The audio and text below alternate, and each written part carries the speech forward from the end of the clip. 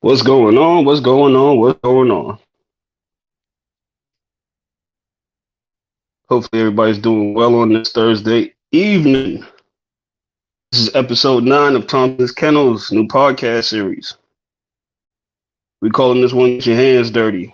Everybody out there doing in the chat today.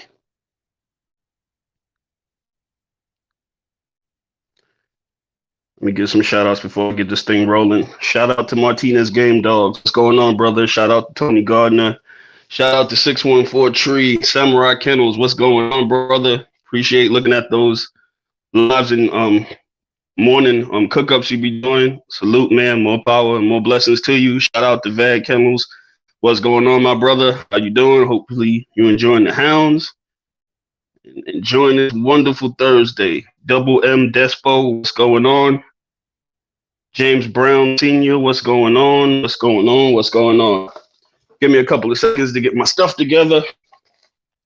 I do this show every other week, and it seems like it still creeps up on me. I don't know what's that about. But we got a lot of good topics we're going to cook up today. We usually try to open up the show with some good, solid feedback. Mike G, what's going on? Antoine Rondo, Chase Manhattan, High Key Lee, Twan Marley, James Brown Sr., I think I called him already.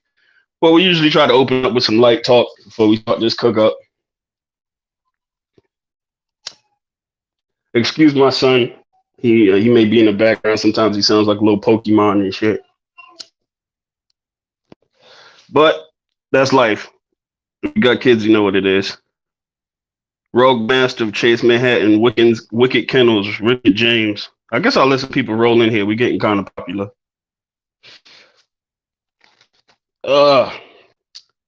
Long list of things we're gonna talk about today. I kind of got a list of stuff here. I'm debating how I'm gonna open the show up with. Usually, come off with some light stuff. I'm gonna talk about something a little bit heavier today. The dog thieves out there. St. Joe Kennels, what's going on, brother? I'm trying to take my time with it, man. That's a long time, brother, right there. St. Joe Kennels, aka Brickyard Kennels, man. Me and that dude go back damn near 10 years. 10 years. I'm glad you caught me early, man. I gotta get you on the show, man. You gotta start talking though. Talking some more, man. You become anti-social. I know you don't like these social media dudes. You know how the old heads is. They don't go for too much fuckery. I guess that's a good word for it. But we was talking about the dog thieves, Esther Hall, Dirt to Diamond Kennels. I mean, every time I try to start, more people just keep rolling in. Appreciate everyone in the chat. Appreciate it. But I had a partner of mine. He had a situation happen. You know, this is pretty damn current. Where he thought somebody took his dog, or it's still not open that somebody took the dog off the chain, and the dog ceased to exist now. You know, you guys be very cognizant of who you have around your yard. You know, we live in a world today where you know dog thievery is still alive and active. It's not something to be taken lightly. You know, in some situations, we got brothers that's in the cities. We got some brothers that's in the suburbs. You know, we got some brothers that's in the woods, the sticks. You know, be cognizant of who you bring around your animals, and you know, it's such a sad thing because there's nothing worse in this game than a dog thief. You know, just the thought of somebody, you know, walking off with your dog. It makes me furious to think about it. You know, these dogs. Say, Joe, you're gonna get there, brother. And just for you talking that, I'm gonna make you get on the show not next week, but the week after next. I get you on the show, bro. We all gonna get to this point, man. The way this new era with the technology and stuff, man. It's either adapt or die. It seems like I'm working on air conditioners now that I gotta hook up a goddamn cell phone and Bluetooth it to the damn AC unit so I could diagnose it. So that's the way this is going now. But back on the other thought, as far as the dog thieves go, you know, you got to be a real piss poor individual to do that to somebody. Oh, what's going on, Mr. Fred? How you doing? PBC in the house. What's going on? I was opening up tonight's show. I was talking about the dog thieves. I had a situation. When we finish this cook up, I got to tell you about this crazy shit. But evidently, we know we got to address some of the dog thieves, even though this is still going on today. You would think, what kind of sorry, piss poor individual would go in somebody's yard and try to steal a dog. But, we are in these times, Fortunately, I live in a state where it's open carry. It's like the Wild Wild West. You could literally go into Walmart and see straps hanging out. I was telling the young brothers, be cognizant of who you invite to your yard. We live in a social media age where everybody's very friendly, and I'm not telling you brothers not to be friendly or cordial with people, but at the same time, I had told you guys on prior videos, you got to be able to protect your animals. You know what I mean? I hate to take this onto to some type of street level, but it's almost you got to word it this way. In the world of drug dealing, before you do anything, the first job you have is to be able to protect the drugs. If you can't protect the drugs, there is no dealing. And that's kind of somewhat the same facet as it comes to these animals. If you can't maintain them, take care of them, and protect them, you have no future. You have no yard. You'll have no legacy. It's so hard to get to a certain place with these dogs, breeding them, having lineage over the years, and for somebody just to come along and, do something like that. So just yet again, for a lot of the brothers, be cognizant who you bring to your yard. Be cognizant of letting people know if you're a person who owns property and you don't have your dogs next to your house, you should never be showing or bringing any individuals around that are not trustworthy, because it can happen to you. And that's worse than coming home and finding your dog dead, to find your dog stolen. Because at least the dog's dead, you're like, okay. But be sitting there thinking, where's my goddamn animal? Who has my goddamn animal? Like I said, I get furious thinking about it. And just to put it out there in the atmosphere, since this seems to be something that's going on, if I catch you on my stuff, on my property, I'm going to trade pound you. I'm just going to let you know that now. I don't want to be that dude, but I know there's somebody out there that may listen to this or think, hey, I could double back on Thompson and I could slide off with a dog. It would be worth you attempting to do it for me to catch you doing it. Because that's a death sentence out here. Like I told everybody, I live in a real rural area. It's open carry. Just trespassing on somebody's property gives me the right to lay you down. So think about it long and hard before you do that, because it'll probably be the last thing you do. And everybody's strapped out here in Hood Woods. I am, my wife is, everybody. My 9-month-old son to carry, he would be carried. But this is the kind of environment that we live in with these dogs, where people can feel that they'll do this to you, and they'll try. So just opening up with the dog thievery, y'all young brothers, please be cognizant of who you have around your dogs, who you have around your yard. And you hate for something to turn into violence over a dog, but still somebody's property. And a lot of people love their animals. Some of these animals are part of their family. I had dogs out here 8, 9 years old. It would for you to steal an old dog off my yard, that's like damn near stealing a family member. You know what I mean? So just don't do it.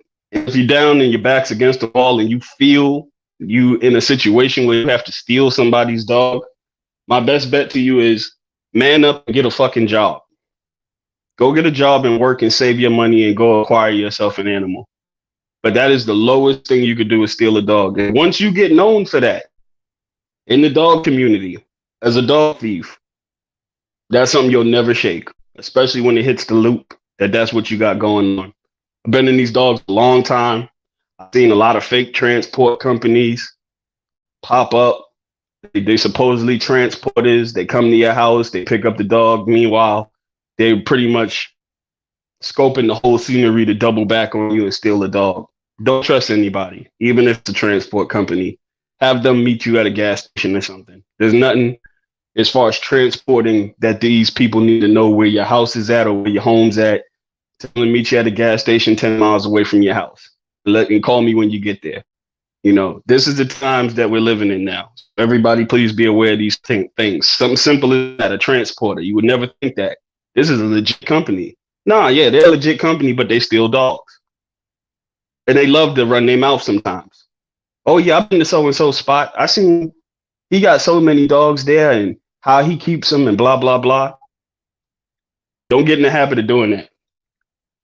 But Fred, opening up tonight's show, man. How you doing tonight, brother? I ain't want to open up the show on some mean stuff. But Hey, I, hey, I heard about some of that going on myself. It's just a bad time, man. Uh, to think about somebody just that low, uh, you know, just that's just like going to steal tools from out of a toolbox, or going to steal the man's tool from out of his garage, and you don't do no work. I mean, I you mean, got people that'll steal stuff and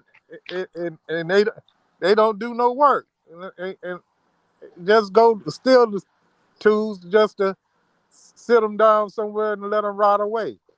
I mean, if just like the dog, they get the dog and then what? Starve him out? I mean, because it's some work in these dogs, man. And a lot of people are passionate about their animals, man. You know, you got to be careful how you go about doing things. You put your dogs on pads online, and you put a picture up, and they see a picture. So they kind of like, if they come to your yard, they kind of like know which dog they're coming to take. So you got to be, like you said, mindful about the moves you make nowadays. You know, yeah, man. just putting I your didn't mean to cut you off. Go ahead. putting your dogs on social media.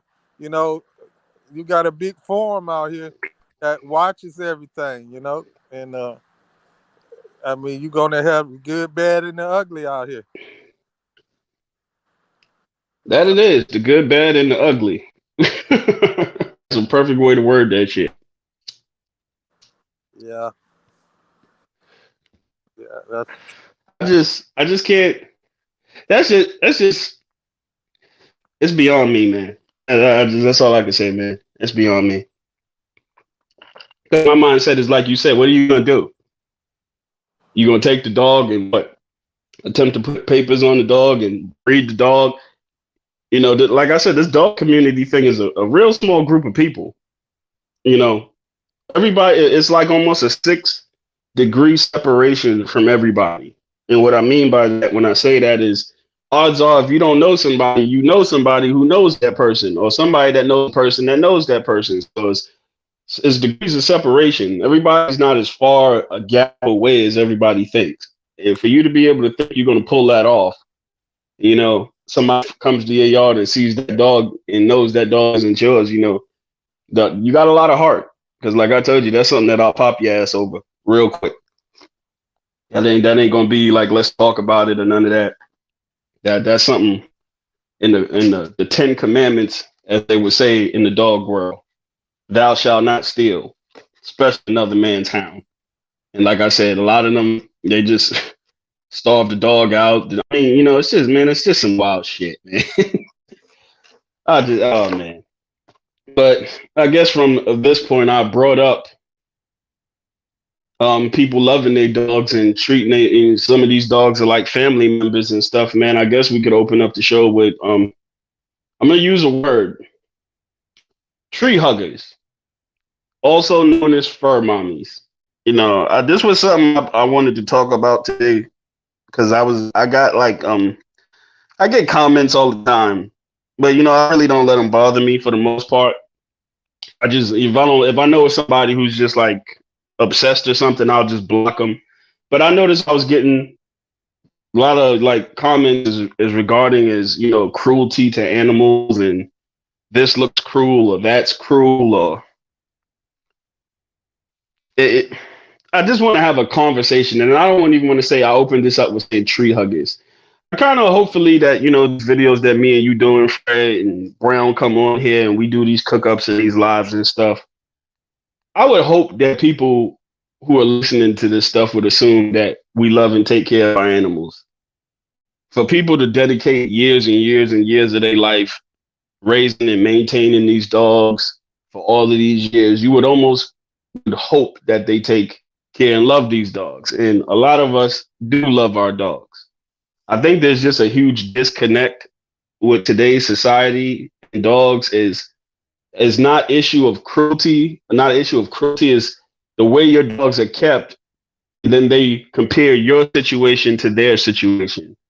And some people call them fur mommies. Some people call them all types of stuff. I'm not this part of the show isn't for me to use I guess what they would say derogatory words towards them. Is more or less to enlighten them about certain things about these dogs.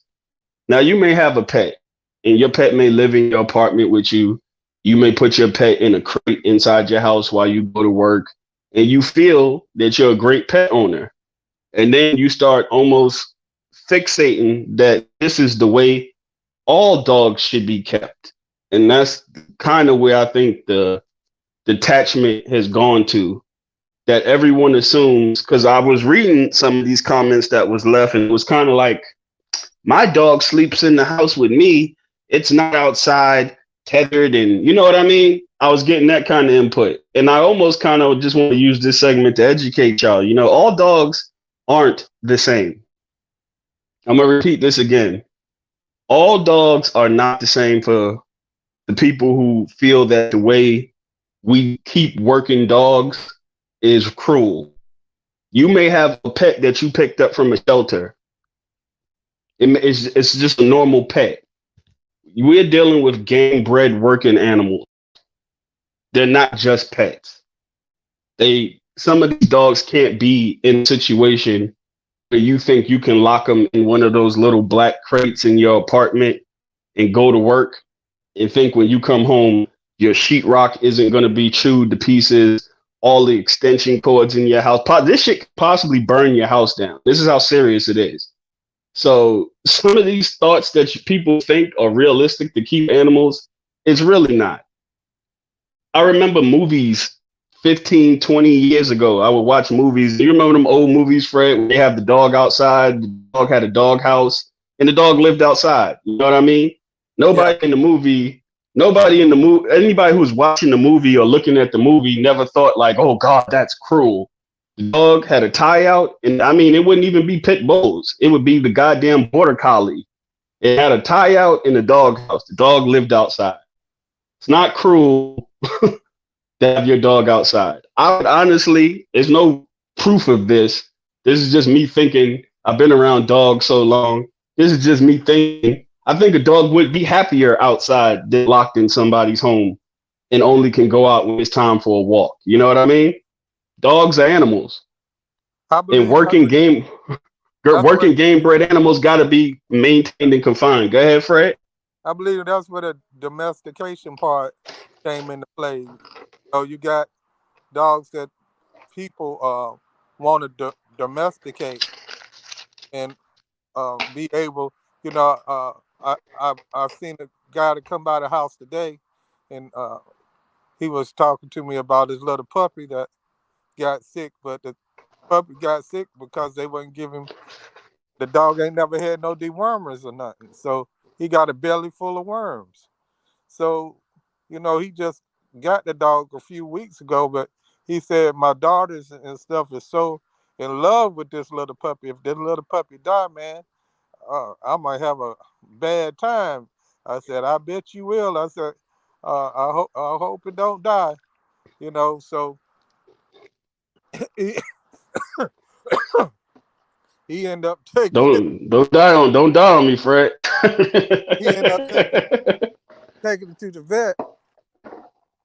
And he said the puppy was throwing up worms. I said, yeah, he probably couldn't get it out the back end.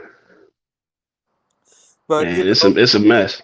You got people that domesticate dogs, and they feel like everybody dogs should be the way they keep their dogs. But a few years back, I had animal control come to my house because during the hurricane, there was people coming around cleaning up shrubs and stuff like that. So they was around where I live at. I didn't call them for any help to come to my house, but they were so interested in my dogs. You know what I'm saying? And they was helping some of my family members, and they had all the questions in the world about my dogs. So uh, one of my family members came and got me and said, they want to know about this and want to know about that. Asking me all these questions. And it was about 45, 50 people out there. So, I just answered the questions that I could answer. But after those people left, they called the animal people on me. And you know what they told the Damn, people? boy. You know what they told them? That I got dogs and What? chicken. I got dogs in chicken coops out here.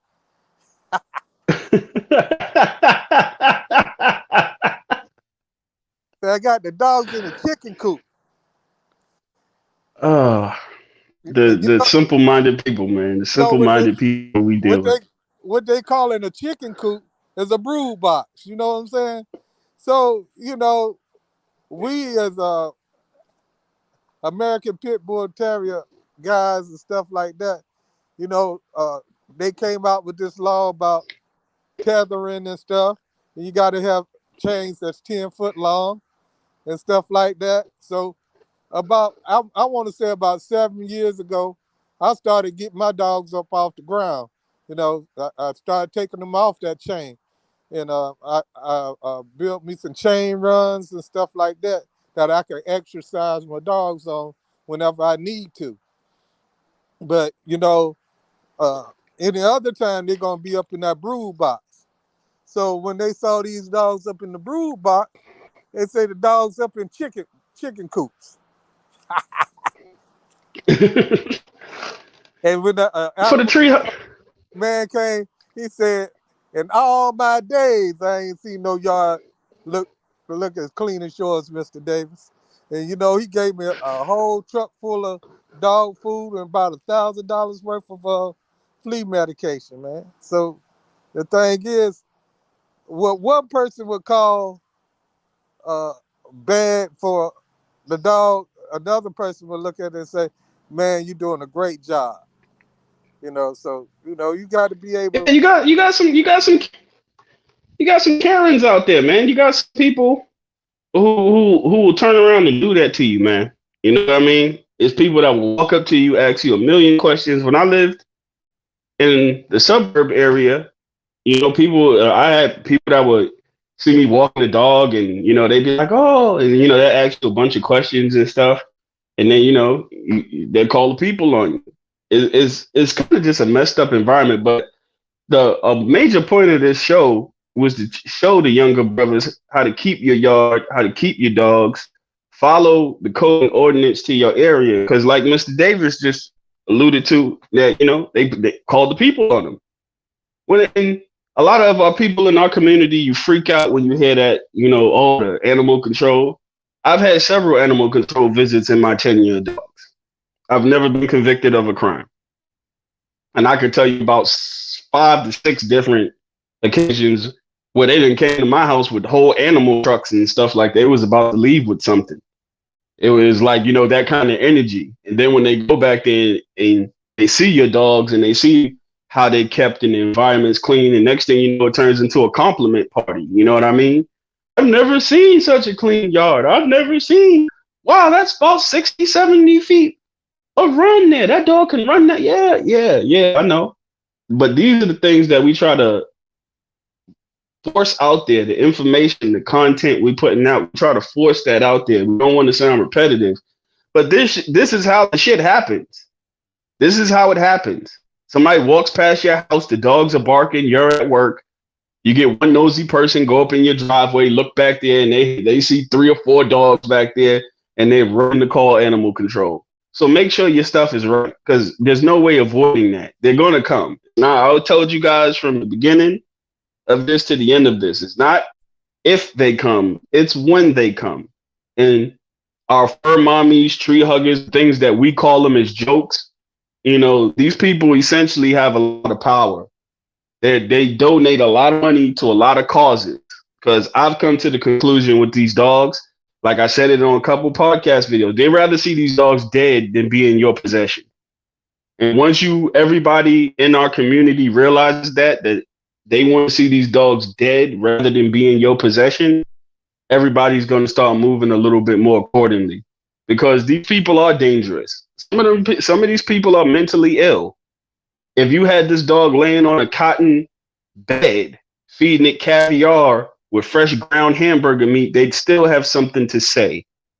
But be cognizant, they are out there and they are dangerous. And Mr. Fred alluded to something about social media as well. People ask me all the time about yard tours.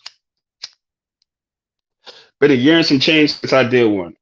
I'm not too enthusiastic about doing them anymore. It used to be something that I would annually do every year or every 2 years. I'd do a yard tour and just show the dogs that I bred and how they're coming up and showing and stuff. But sometimes less is more, and I'm kind of getting to that point in that age where less is more. Don't be too open to constantly showing everything on social media. And I'm a social media guy. I can't say that no more. Like I ain't really. I'm a social media guy now. I'm getting savvy. I'm doing lives and shit. I'm getting kind of savvy, so I gotta consider myself a social media guy at this point.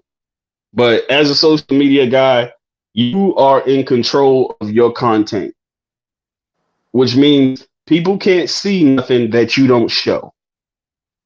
So please burn that in your head. Everything ain't meant to be shown, Wow. especially if your shit ain't up to par. And that Because goes now back, you're showing stuff that. Go that ahead, go, Fred. You can take it over from there. that goes back to the thieves stealing your dog. That could go to the animal control coming to your house. And if they come to your house, you need to make sure that number one, you got rabies shots. If you don't have the rabies shots, they can take your dog. I'll say it one more time. If you have dogs and you don't have rabies shots, they can take your dogs ASAP. And, ASAP. and number two, if you're living in the city, you got, like he said, city ordinances. You got to have little tags and stuff for the city. So that's another uh, financial burden that you're going to have to go through. If you try to breed dogs in the city, you're going to have to go through some more fines and stuff to be able to do that. So, even if you're doing it undercover, if they find it out, you're gonna you're gonna get dealt with a certain type of way. You know, where I live at, uh, it's a major highway beside where I live at, and I used to have animals right beside the freeway, and people would stop and look down the hill and see the animals down there, and Mm-hmm. jokers call the police on me about that. Think, yo, it's some people down there that got some dogs and some chains down there. Police come all the way around here on private property. Say, man, this private property right here. Do all these dogs got rabies shots? All of them, but this one, I just got this one from a guy, because I breed dogs, this, that, and other. So I had to go get some rabies shot for that dog, even if the dog ain't your dog. If the dog coming to your house to visit, you need to have him up to par. It's Hey, not a joke when it comes to rabies, man. you can think it's a joke, but it's real talk. That's what this show is about, is to try to bring y'all up to speed on just simple things on dealing with these dogs. Uh, we can take and bring up so many different scenarios when it comes to dealing with, doing the right thing with these dogs and not doing the right thing. If you got dogs that Yeah. have been in accidents on your yard, you know what I mean? I'm pretty sure you're gonna have scratches and stuff like that, because if you got American Pit Bull Terriers, you bound, and a lot of people don't understand American Pit Bull Terriers are dog aggressive, and if they are really what the breed's supposed to be, I mean that's what it's going to be. Even if you got dogs for different things like pulling and for weight pulling and different other things that you may have the dog for, And some people got dogs just because they like the dogs, Not saying that you got to have the dog for a certain reason, but people gonna It's ask. just it's just fanciers of the breed. Yeah, some people want to know why you got dogs, and why you got so many dogs, you know. So Yeah, man. that's Privacy is key. huh? I said privacy is key, man. For a lot of you young brothers out here on the social media tip, privacy. Just because you're on social media, doesn't make you like an everyday blogger and stuff. You know what I mean? Show what needs to be shown. If you advertising your dogs, but just know once you hit that upload button and that information is up there on the internet, you can't pull it back down. Even if you delete it, it's still up there. They can still pull it, and it's clouds and all kinds of crap. So be very cognizant of that. And the rabies shot that Mr. Fred alluded to, I think we got to expand on that as well. Hold on before we expand on the rabies. Welcome down, Ram. I see you, brother. I started the damn show, and I don't know how to send this damn thing off. So I may have to catch you the next go around with it, man. I was moving a little bit fast behind the dollar today, brother. But LeKay Durant, Dre C, Fat Farm, I appreciate everybody in the chat, Student for Life Dog Training. But as we was talking about these rabies shots, Salute. If I don't get to you, Ram, on this joint, I definitely gotta log you in on this next show. But I'm sorry if I'm missing people. I'm like I said, I'm a little bit behind. Starting from scratch, global. I appreciate this brother too, man. If you guys in the chat, check out Scratch, man. He does a nice show. I mean, he goes over the history of these bloodlines of dogs. He talks about day-to-day current things, and I saw a video with him today as well. He's going to be trying to do some interviews with unknown dogmen, or I should say, just not the popular dogmen that we think of throughout historic terms, but just people that have a story to tell that are in these dogs. And I alluded to with him on this channel, one group of people does not define a community of people. Everybody here, like, I brought Fred on the show, and a lot of people heard of PBC, but they never spoke to him or heard him speak. There's plenty of brothers and sisters out here that are in these dogs that don't have a story, that have a story that they need to tell. Their story may not be identical to everybody else's story, but it's still a story to tell. And something in that story could possibly help the community. All the young brothers out here, we constantly allude to. It's 2023. I'm getting old. I'm pushing down 40. But, you start to think, hey, there's people that was born in the early 2000s. There's a whole different generation of people in these dogs now. So I'm in a fine line where I grew up around a lot of historic stuff, and I heard the stories, and I got chances to speak to a lot of these historical dogmen or handlers of the past. And they're part of a generation, but there's also a new part of a generation of people in these dogs. And everybody ain't doing the same shit. And nor should anybody be held to a standard of doing the same shit, because that's not realistic. I'm still going to cook on the rabies, but I'm going to jump on this topic as well. Actually, I'm going to cook up on this real quick and then go back to the rabies. In our community, everybody needs to be accepted. The people who do the dog shows, Fred talked about the weight pulling contest, wall climbing, dock diving, treadmill races, hog hunting, coon hunting, whatever these individuals are doing with their dogs, nobody has the right to infringe on them and tell them what they should be doing with their dogs. especially if it's fucking illegal. Because how are you going to tell somebody to do something illegal, but when you were doing it, it was a fucking ticket, a fucking misdemeanor. But now if they do it, these motherfuckers is facing RICO charges. It ain't the same. So it's different generations and different times. And the people that are in newer times, you'll never hear me advocate for anybody to do anything illegal because it ain't the fucking same. You're not going to get a ticket. They treat these dogs like people. We talked about the tree hugging situation, the fur mommies and shit. They hit you with individual cases. Fred just talked about guys with numerous dogs.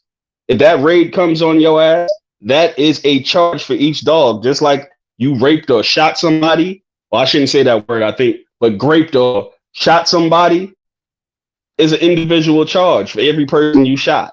And that's the same way it is with these dogs. Every dog that's on your yard is an individual case. They'll have you out here paying restitution for your own goddamn dogs. And what I mean for that is they come to your house, take your animals, put them in the shelter, and then accumulate a bill from what they're saying that it cost us X amount of money per day to take care of these animals, and you end up owing them money. It's very deep how this rabbit hole goes when it comes to these dogs. So just alluding to that part, different generations of people, the knowledge is well accepted from historical standpoints, but today ain't historical times. So everybody in the community, anybody doing positive shit in this community in general, they need to be applauded and saluted. It's just the reality of the situation. Because we start getting to a place where we get stuck with the historical part and we don't realize that's what we're getting judged on today. Because believe everything that gets put out on the social media platform, it gets played in the police room somewhere. Don't think nobody is paying attention to you. There's people paying attention to you. They're watching all of this stuff. They took videos of mine years ago and put them in a dog fighting raid video on the fucking Fox 5 News. Here, my black ass is up here on a news skit on dog fighting. And I didn't even have 15,000 subscribers when this happened. So that just lets you know this is how they look at things. So somebody's watching you. But back to the other rabies thing Fred brought up. The rabies is not a joke. It's not a game, people. Please make sure you have that. Because that's not something that's code and ordinance. That's something that's across the goddamn board with these rabies shots. They come to your house and you don't have those shots. That is a bigger liability because now what they can say is if this dog contracts rabies and gets loose and bites somebody, it turns into something else. So if you got to take one dog at a time and go in and get your rabies shots, you know, they offer a 3-year and a 1-year, I believe, if I'm not mistaken, Fred, right? 1 year and a 3-year. I think the 3-year is a little bit more money. Yeah, but you got to get the 1 year first. You get the okay, 1 year. That's how it's working. You get the 1 year first, and then the dog will be a year old. No, the dog should be about 15 to 16 months because they can't get where I live at, you get the rabies shot when they turn 6 months. And how you know they 6 months? Because their hangers that come in their mouth, what I call the hangers, they big boy teeth. When the big boy teeth come in, you can go get a rabies shot. Now, after that, year is over with, you can go back and you'll get your 3-year rabies shot then. So you won't see them until they be about 4.5, something like that. Yeah, that's how they go. But, So that's a major key, people. Yeah, but I just had to take a couple of them, and I usually go to the veterinarian, and they charge more. They charge about $18, and at the what you call it, the animal shelter, and our animal shelter is the police. They are the sheriff, so it's not like back in the old days. They had the animal control, but they weren't police officers. Where I live at, they are police officers. So if if you out of pocket, you know what I'm saying, you already at their house. So, like the last time I went and got some shots, it's been about 3 weeks ago, and it was $10. So I'm thinking I'm saving money. So I loaded some dogs up, and my wife took me up there, and she said, "Why are we coming here?" Oh boy, she said, "Why are we coming here?" And, when I went on the inside, they treated me some type of way. You know what I'm saying? And my wife said she could tell from the outside through the window that they had me jammed up. She said they made you wait all that time because they was running your history. If you had anything wrong, they was finna take you to the back, son. Yeah, yeah, you ain't got to wait. But I thank God I ain't had nothing on no record, nothing, you know what I'm saying?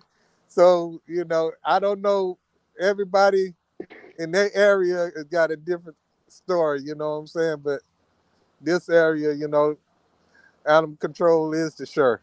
So I don't know. Everybody got their Yeah, people. don't. This is FYI for y'all, just for the hood dudes. Don't go in there if y'all ass got warrants and shit. And no,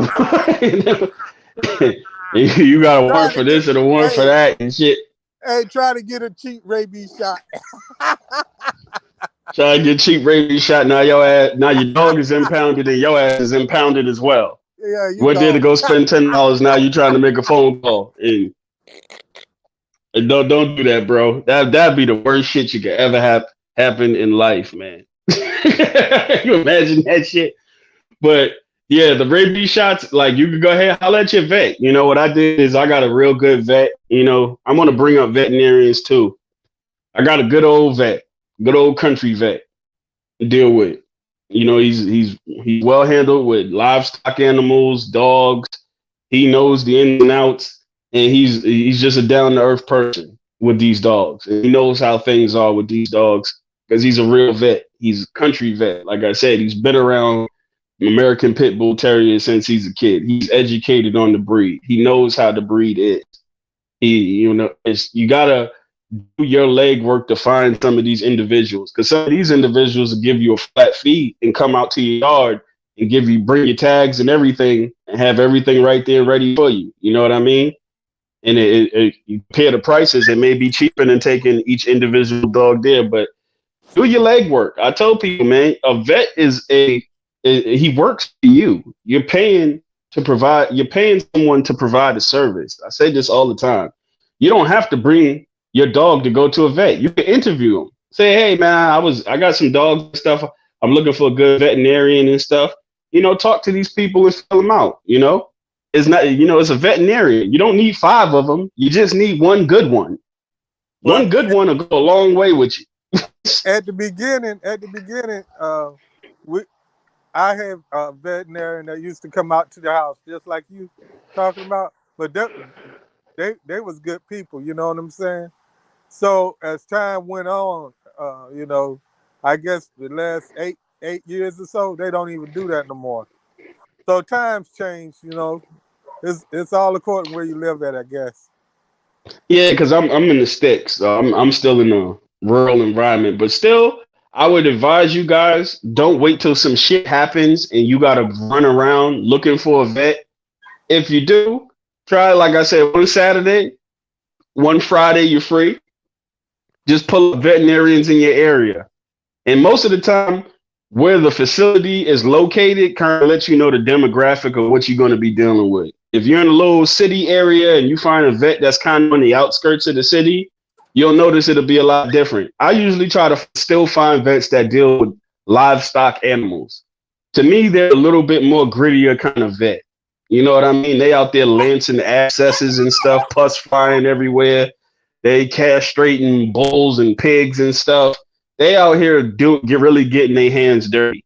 Those type of vets I like. I don't like the little sedity vets that always try to write you $150 prescription for something that's a $10 bottle of ointment to fix. You get what I'm saying? So try to find ones on the outskirts of the city because, like I said, most of them, if there is any rural area around you, those are the people that are probably still providing veterinarian services for livestock. So those are good people to get acquainted to, depending on where you live at, like Mr. Fred says. Some of y'all gonna have to deal with them sedity ones, but I try to interview a couple. That's how I found my vet.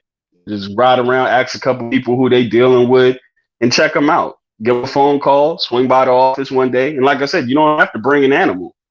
Have a conversation. What's your flat fees for this?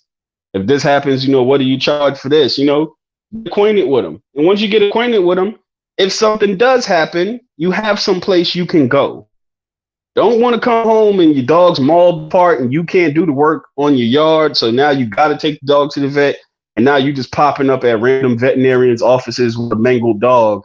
It ain't going to work out good for you. Have a plan. Always have a plan. This is chess, not checkers. Think 2 moves ahead. Not if something's going to happen, when it's going to happen is how you need to be thinking. But we hooked up on our little tree hugger thing. We have talked about our last topic with our shots and stuff, but we had another topic we need to cook up on, Fred. What's that? Hold on one second. Hold on one second. Brown's Kennels in the building. You can hear me, bro? Yeah, I can hear you. What's good? Chilling like a villain, man. Glad you on the show, man. No doubt. What up, What Fred?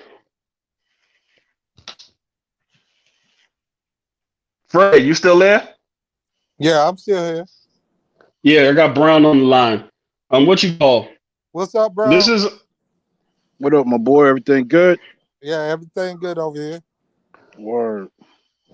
we talked up and you came a little late and stuff. I guess you're our version of Ram. You always fashion to be late in this motherfucker. What you call? We talked about the tree huggers. And you got any insight for the tree huggers? We were talking about as far as I cooked on a little bit of social media stuff and showing too much on social media and allowing doors to be open where people could backdoor you. Right, right. The fur mommies. Oh God, the chain's too heavy. The sun is shining too Right, hard in the direction of the dog. Oh my God, I saw a mosquito fly by. It could have possibly bit the dog. You know how they are, man. right. And a lot of them guys who actually entertain that be the guys that you know don't agree with the breed itself. Um, Mm, right. They don't agree with the breed. It's an American Pitbull Terrier. People will always have a problem with it because you got a lot of people that get these hounds and don't know how to take care of them. Dog actually turn out to be people biters and so forth. So you got to watch everybody. You can't put too much out here. I mean, this is a social platform. You know what I mean? mm-hmm. You can only go so far with it. Exactly. I know there's a lot of young brothers out there. Y'all pushing y'all dogs. You're trying to get your kennel out there, and I'm not sitting there telling you not to do what you're doing because I did the same thing. But what I learned over the years is just like Brown alluded to. Sometimes less is more. Show what needs to be shown.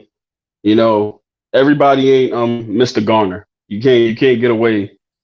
Everybody ain't ain't coming from the same place and gets the same treatment in these dogs. You can find out real quick that there's a double standard in these dogs, which kind of leads to our next topic, the double standard. This was something that Fred brought to my attention. I know about it. Brown knows about it. We all know about it, but it was something that we thought we should talk about, the double standard in dogs. Is there a double standard in dogs regarding certain people? Well, You know, I I think let's just talk about it. I think so, man, because me being in like like you said, Tom Garner, you know, he stands alone when we talk about a breeder. And he has done it on the highest level that we know of. I mean, Mm, we got different uh, kennels that we can talk about. You got several, got the Lapasi dogs. So, but I put it like Tom Garner, he don't really be on social media like Thompson. Mm, Uh, mm. he, I mean, but his dogs are being pushed not just by he's doing the breedings, but other people push his dogs for him. How about that? Well, Exactly. what we call campaign his dogs for him. So when they Yes. campaign his dogs, they even going to tell you whether they're good or bad. Now I'm gonna tell you, just like me, I got some of that Garner blood in some of my dogs, and just like Me as well. Me as well. And I don't want nobody to act like, oh, they bashing Garner. This isn't a Garner bashing. oh, We're just ain't using no him way as in an the example. world, ain't We no way. we just It using ain't. him as an example because he is the largest distributor of American Pitbull It Terriers that I ain't know of. bashing because everything that I didn't had that had his name on it was dependable. I mean, it's a dependable dogs. So Can't take that from him. no, they always been dependable dogs. So if we look at how other people are being viewed, or how just like a person that's just getting started um, with these dogs, you got different levels. You know how people say it's different levels to these dogs. Yeah, but at the same time where you got different levels, you got to have a a little bit of respect for anybody that take their time to get into these dogs and try to make something of it. Now you got some people that'll get in it for a year and they get out. Then you got some people that do what they do and they make a mess.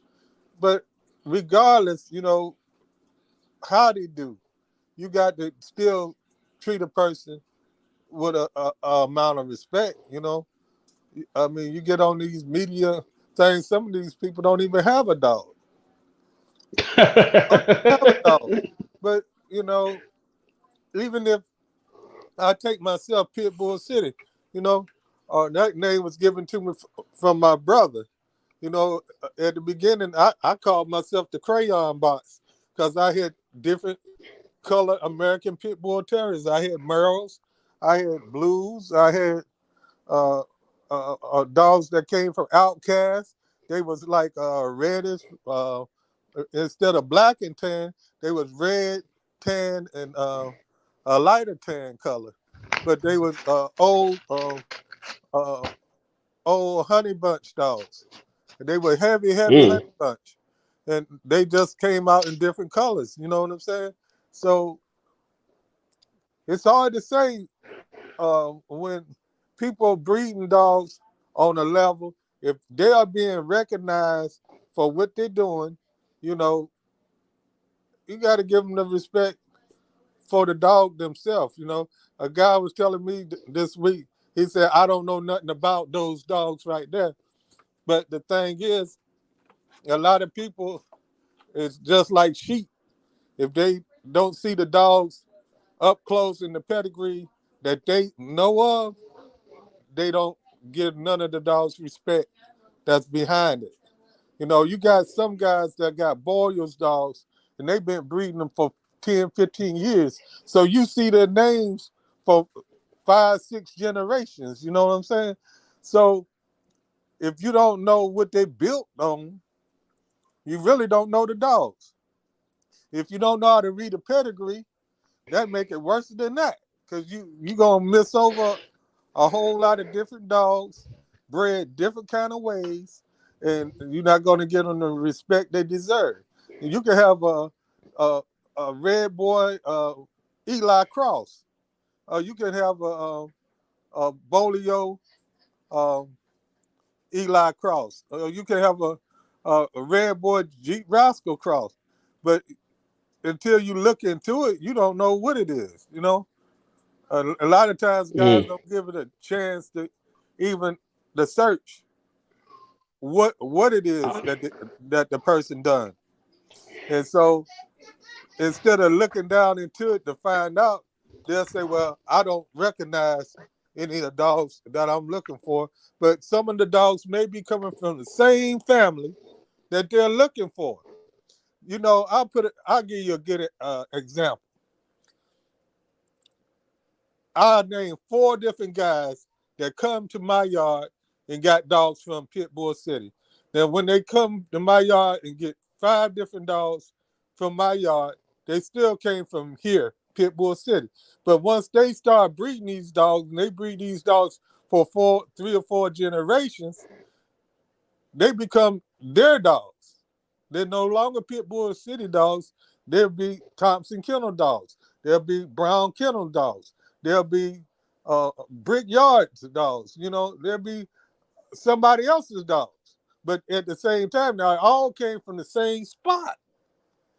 But you got people that'll say, well, I don't know who Pitbull City is, so I don't know that stuff. But do you realize all of that came from this spot? I don't know if they understand that or not. But everybody got ways of looking at things. And it's just like Boudreaux, you know what I'm saying? Boudreaux got his dogs from somebody. And if we start looking down into the blood, you'll start seeing the Maloney dogs that's in some of those dogs. You know what I'm saying? Then when you start looking at the Maloney dogs, you say, well, Cadenia's dogs got a heavy Maloney in it. But people are pissed on a Maloney dog. I can't understand that for the life of me. So if I got a heavy Maloney dog and you got a Boudreaux dog, don't you think they about in the same neighborhood of family? Now, I'm going to stop. Because the rabbit hole gets deeper, man. The more I sit here and think about it, I'll be like, wow, man. Wow. Yeah, it is deep. But, you know, that all goes back to, you know, reading the pedigree, you know, knowing. But hold on, Brown. This conversation normally comes from the people. Papers don't matter. Pedigrees don't mean nothing. Blah blah blah. And I hate to be that dude, but it's like y'all pull that out your back pocket when it's convenient for you. That's the double standard.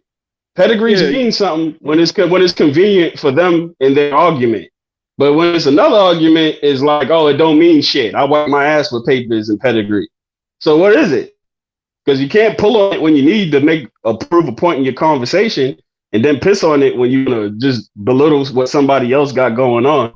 Go ahead, Brown. That was just my 2 cents. But you know, like that goes back to the double standard. Mm-hmm. You know what I mean? Like you pissing on the papers 1 minute, you know, and now you need the papers. One thing about the papers is you don't know what you got unless you do got the papers. You know what I mean? You don't know what you got. Somebody can give you anything. Insanity.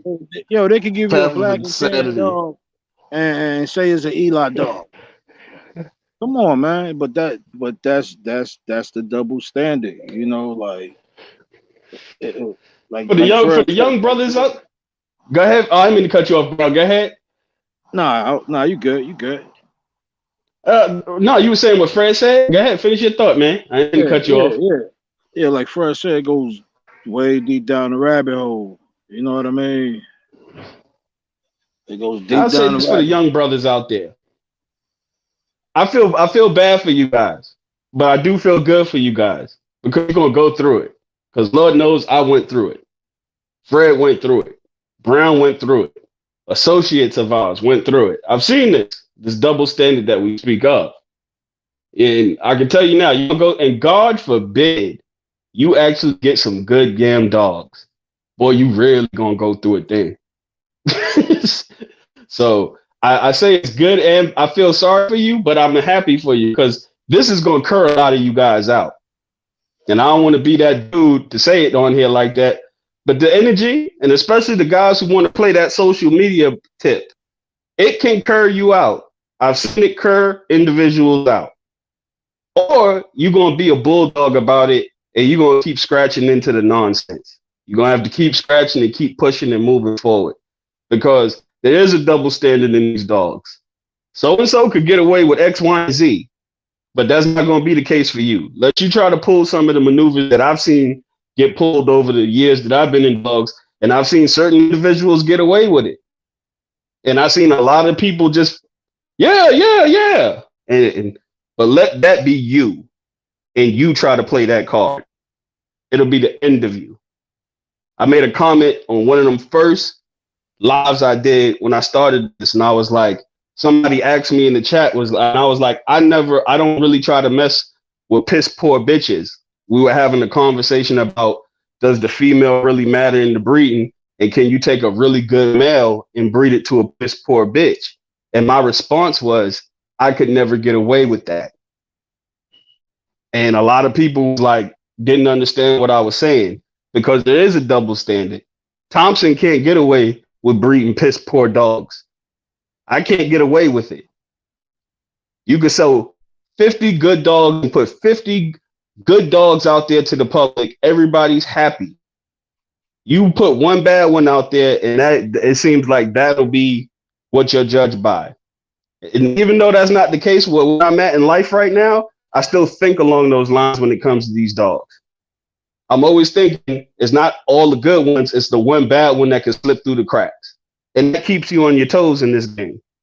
It's worked for me, but like I said, it's not an equal playing field for everybody. And if you're young coming into this, it's really gonna be hard. But like I said, I think what y'all will go through will be so rough.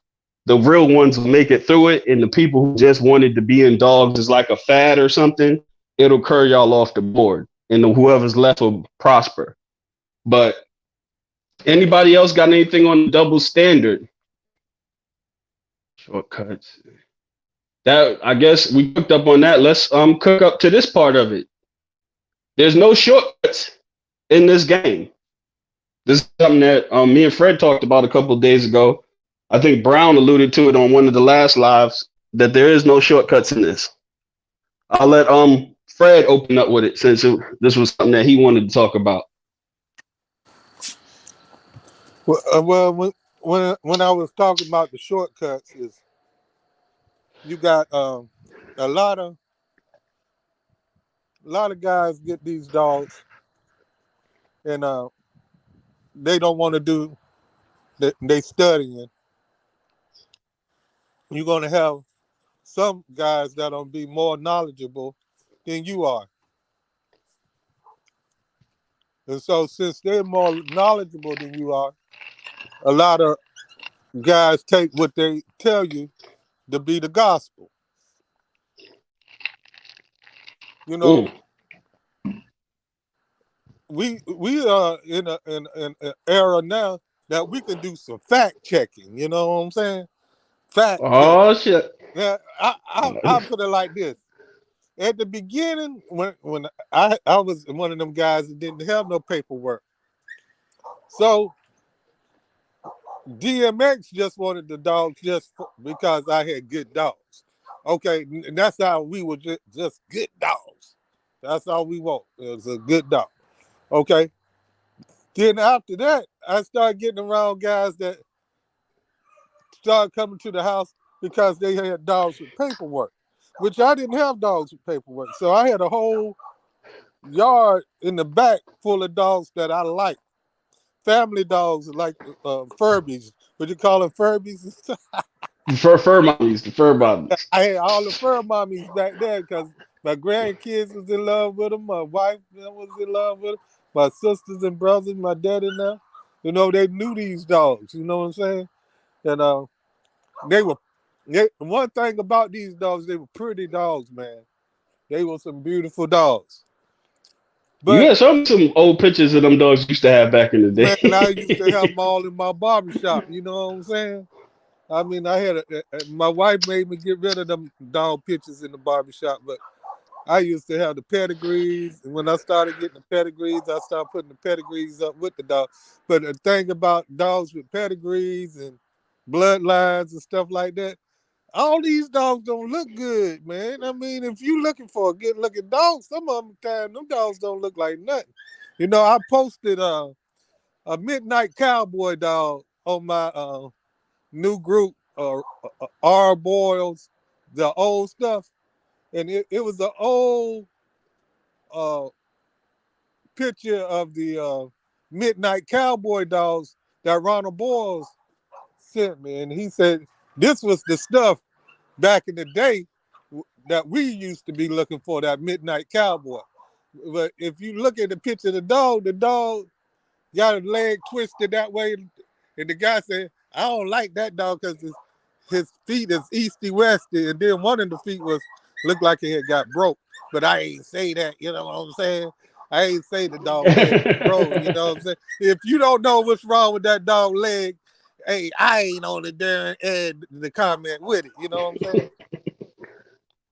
But you know, the dog was a midnight cowboy dog.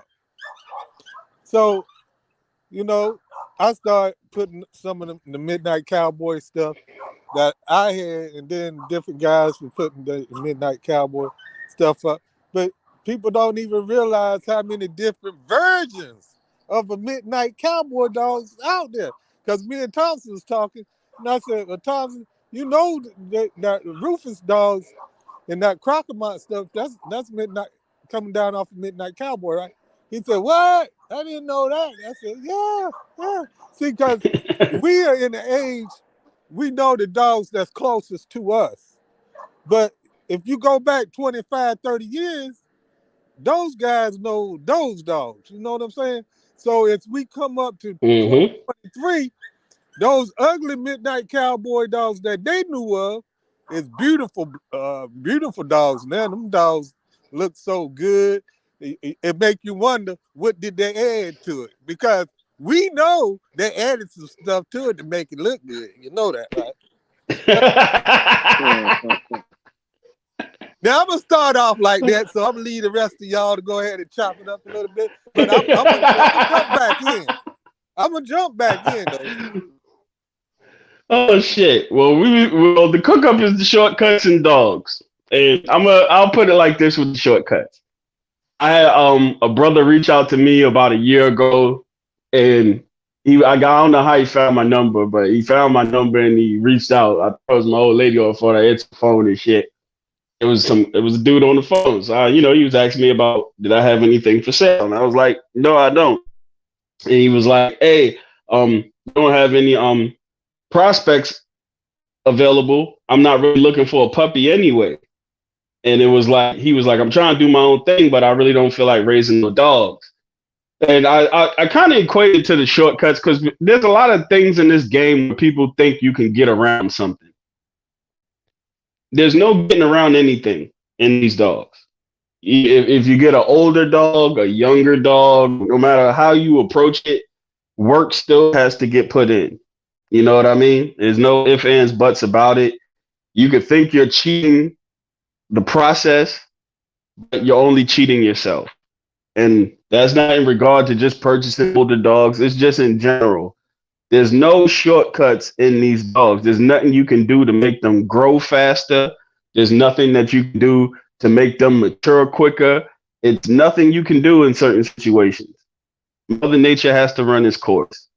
So I always tell people, don't come into this on a time frame, because unless you got an abundance of time to give, that's really what this is all about. It's time.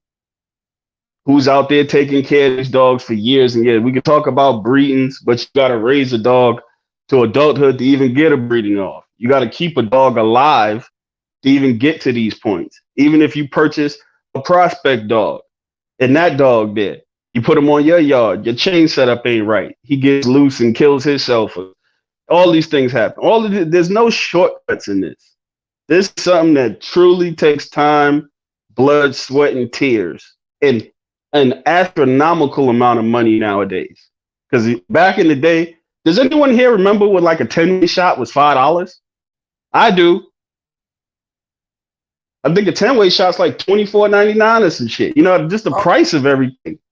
Yeah, it's high. Like, it's high. Everything's high. So now it's not even your time and effort. You need to have literally an account to maintain a yard of dogs, a money account. I mean, it's no joke. I mean, you can get overwhelmed with these dogs real quick, like we always say. But I thought this was a solid top up with the no shortcuts. Don't approach this like that.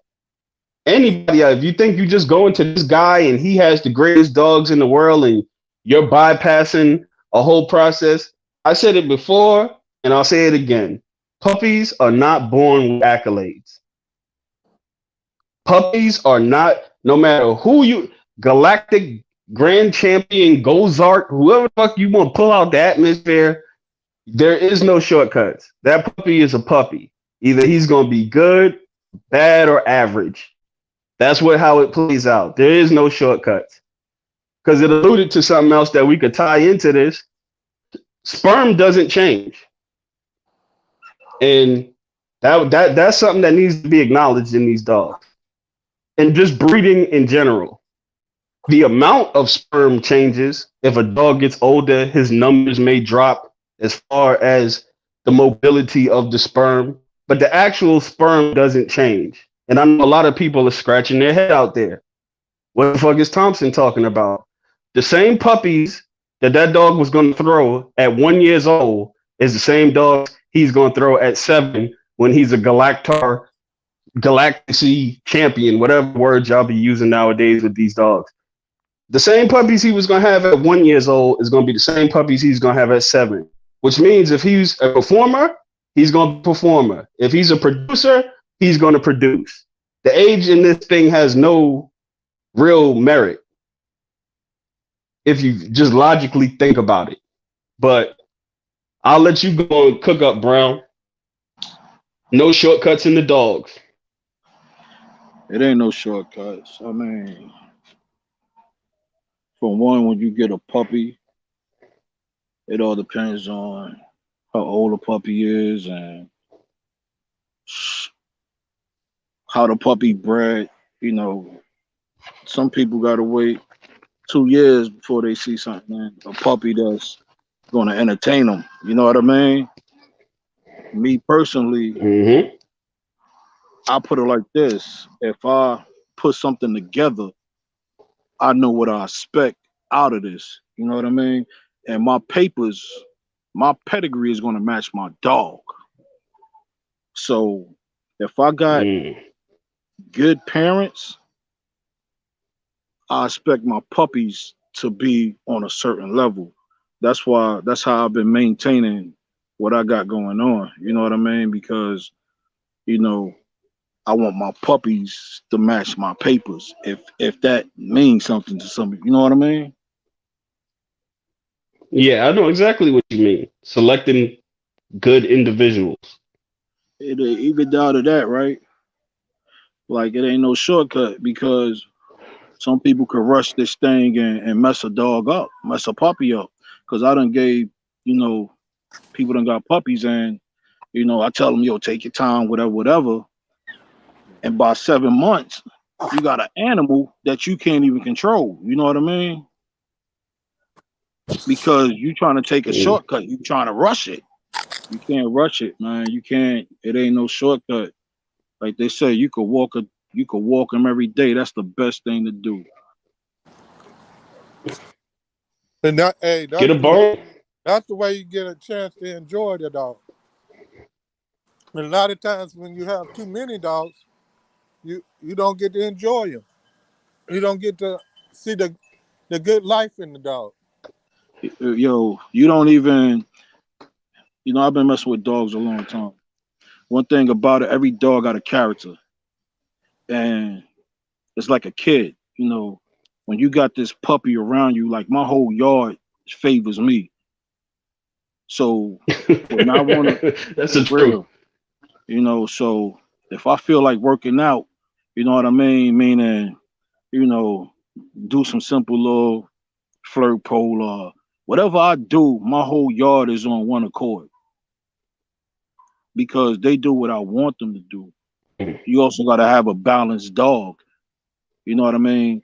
And a lot of people don't realize what you have on your yard is going to train these puppies. That's why I consider, you know, of having Oh, alpha males. You know woo. what I mean? It's deep, man. So I ain't, like it's a rabbit hole, man. It's a rabbit hole. Go ahead, Fred. Yeah, I was trying to pack my mouth. I hadn't had nothing to eat. That's why I done got quiet. Well, Fred, you always munching this stuff. This motherfucker, what he said he had last time, Brown, this dude said he had passion fruit or some shit. I said, I never even seen passion fruit. What the fuck is the fuck is you talking about? A passion? I thought that was just a flavoring for a drink. He said, it's actual fruit. Go Yeah, ahead, Right. Fred. it's good stuff. But yeah,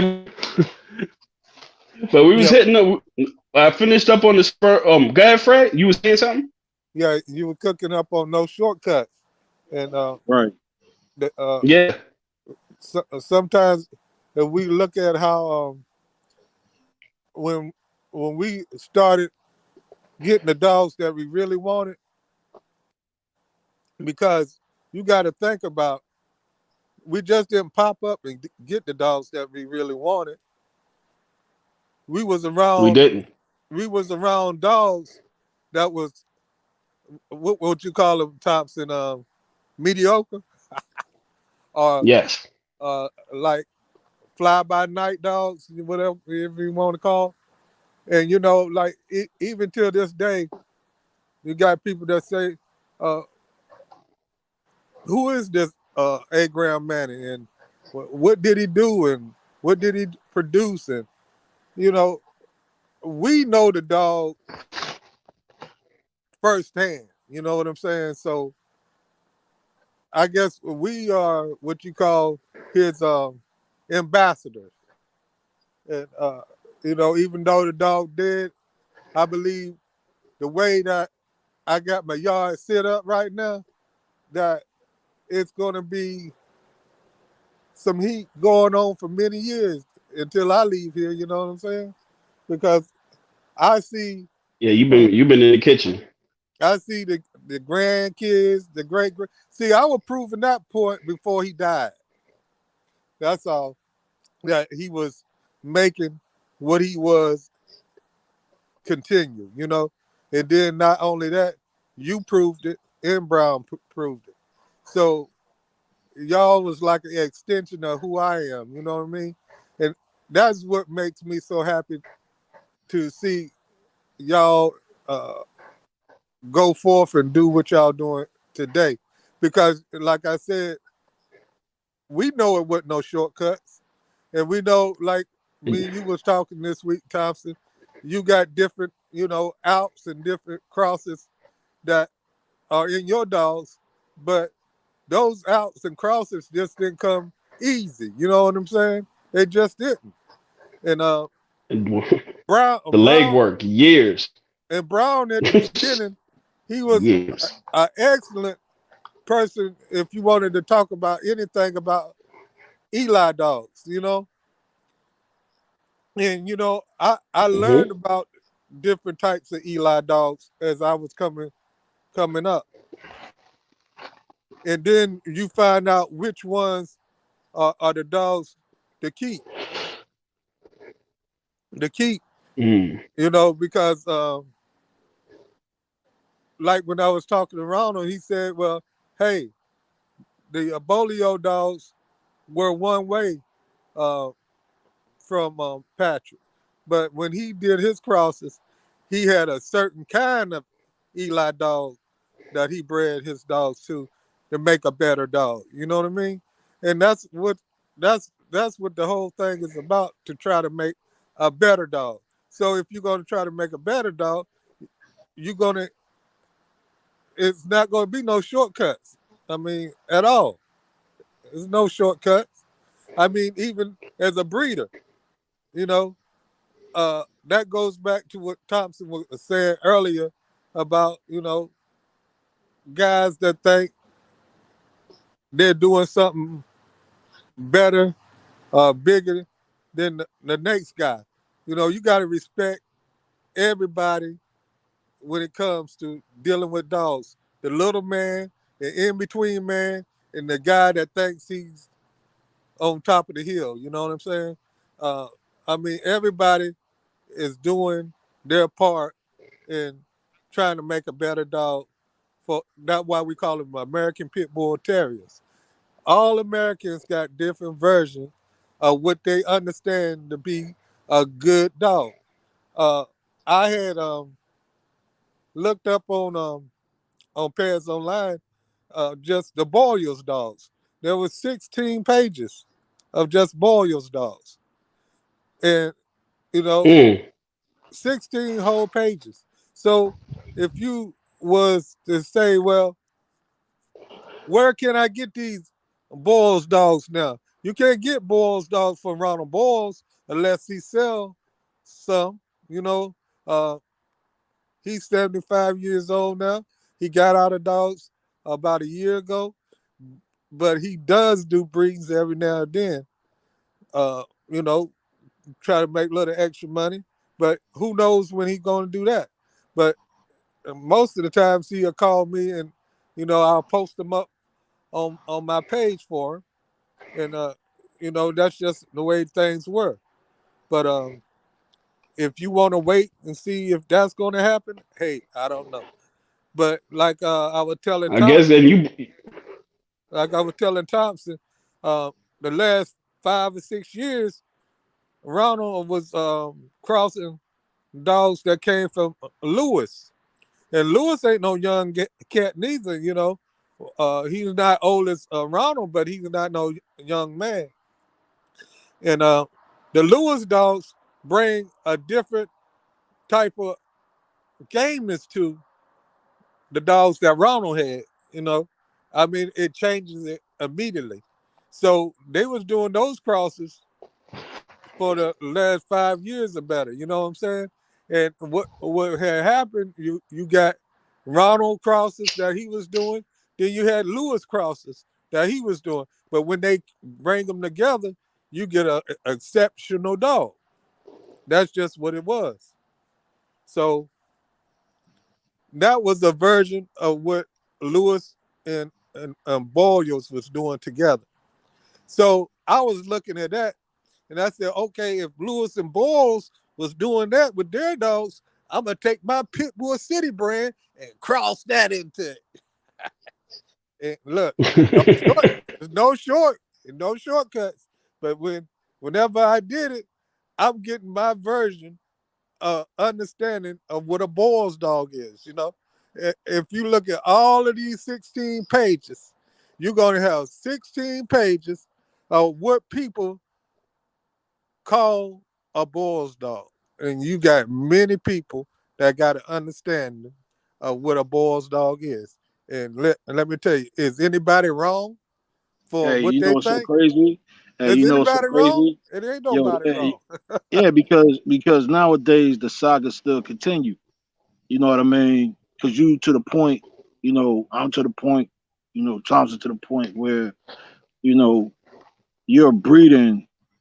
If you're in the boy, any blood that you breed, if you're in the blood into the blood, you get to a point of, like I said earlier, you breed, for what you want.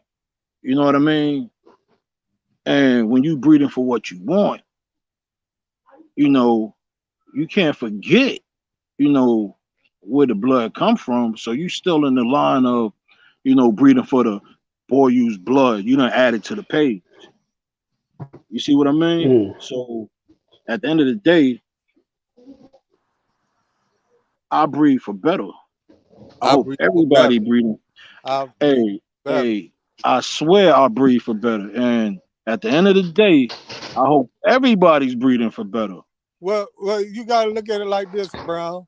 That some people don't respect your gangster, and I Hey, look at it like this: if I'm going to get something from Brown Kennel, I got to respect his gangster. Now, Brown, you sent a dog over here to me, right? right, I bred that dog the way I like. You know what I'm saying? I put it with what I like to put it with. right. That's your dog. Then somebody else got some of what I twisted your stuff up with, and they put it together the way they like.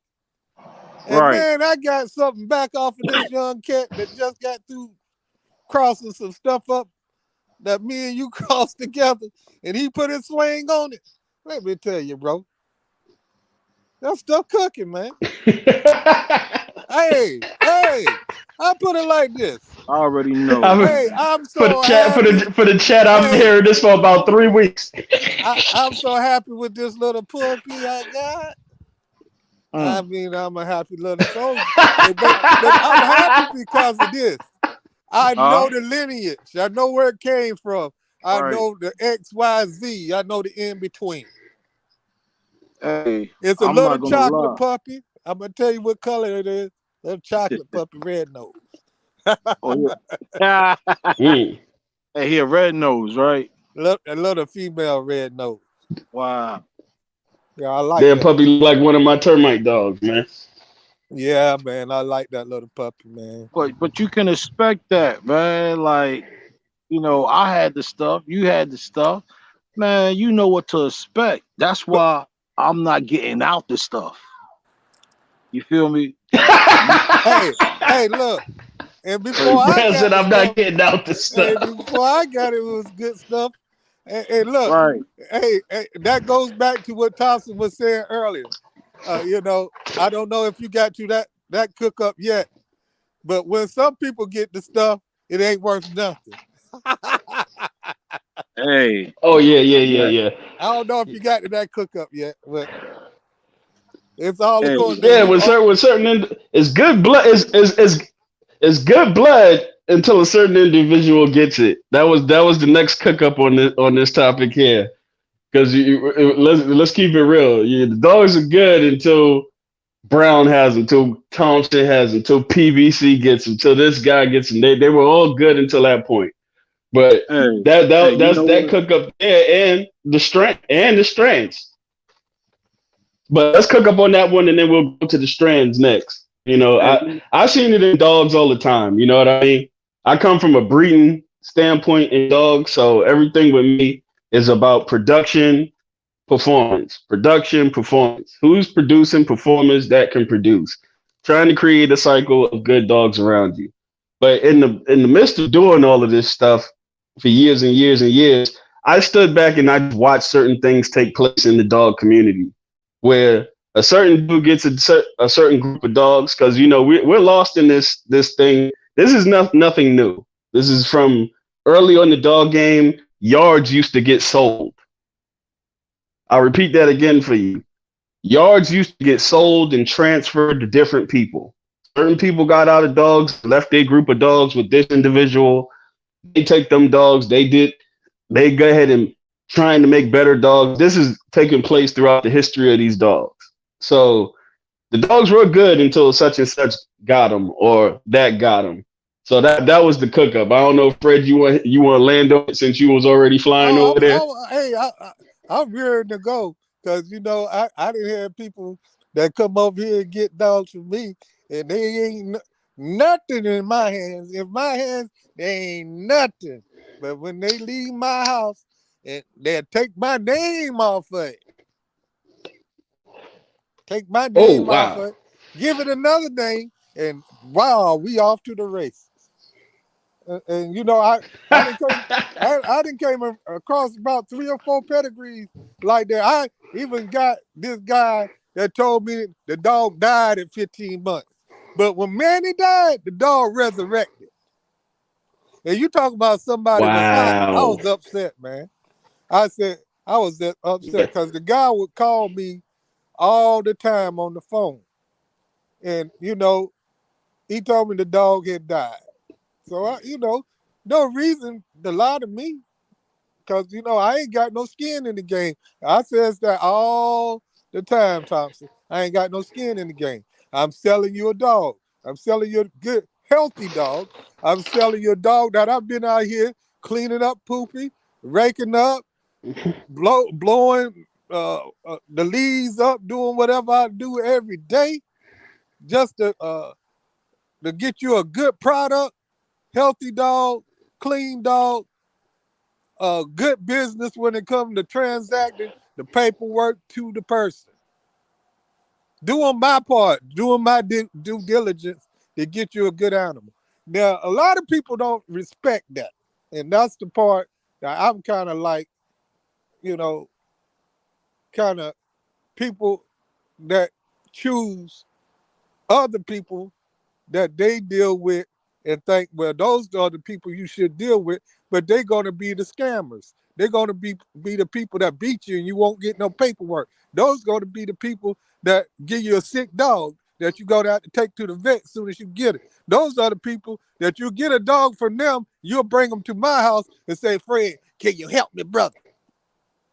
And I tell them straight to, and I tell them straight to their face, I'm not a vet. I can't work on your dog. Come on, man. Come on, brother. Don't do me like that. Man, I want to hear it. I don't want to hear it. You know, because I'm telling you, if you do right by these dogs, good things will come to you. But whenever you start lying, being deceitful, all that stuff gonna come back around and bite you right in the crack of your behind, man. And I'm gonna leave it alone Brown, what for do a minute. you Brown? Ooh, Fred. I didn't know you. This is getting like your anger release class and stuff, boy. I'm feeling energy. Brown, what you got on it? Hey, this all depends on what you like, man. You know what I mean? Shit, everybody buy a dog. I mean, you might consider yourself a dog man. So when you get a dog from somebody, Mm, you know, you expect a certain caliber of dog, especially if you're running your mouth. You feel me?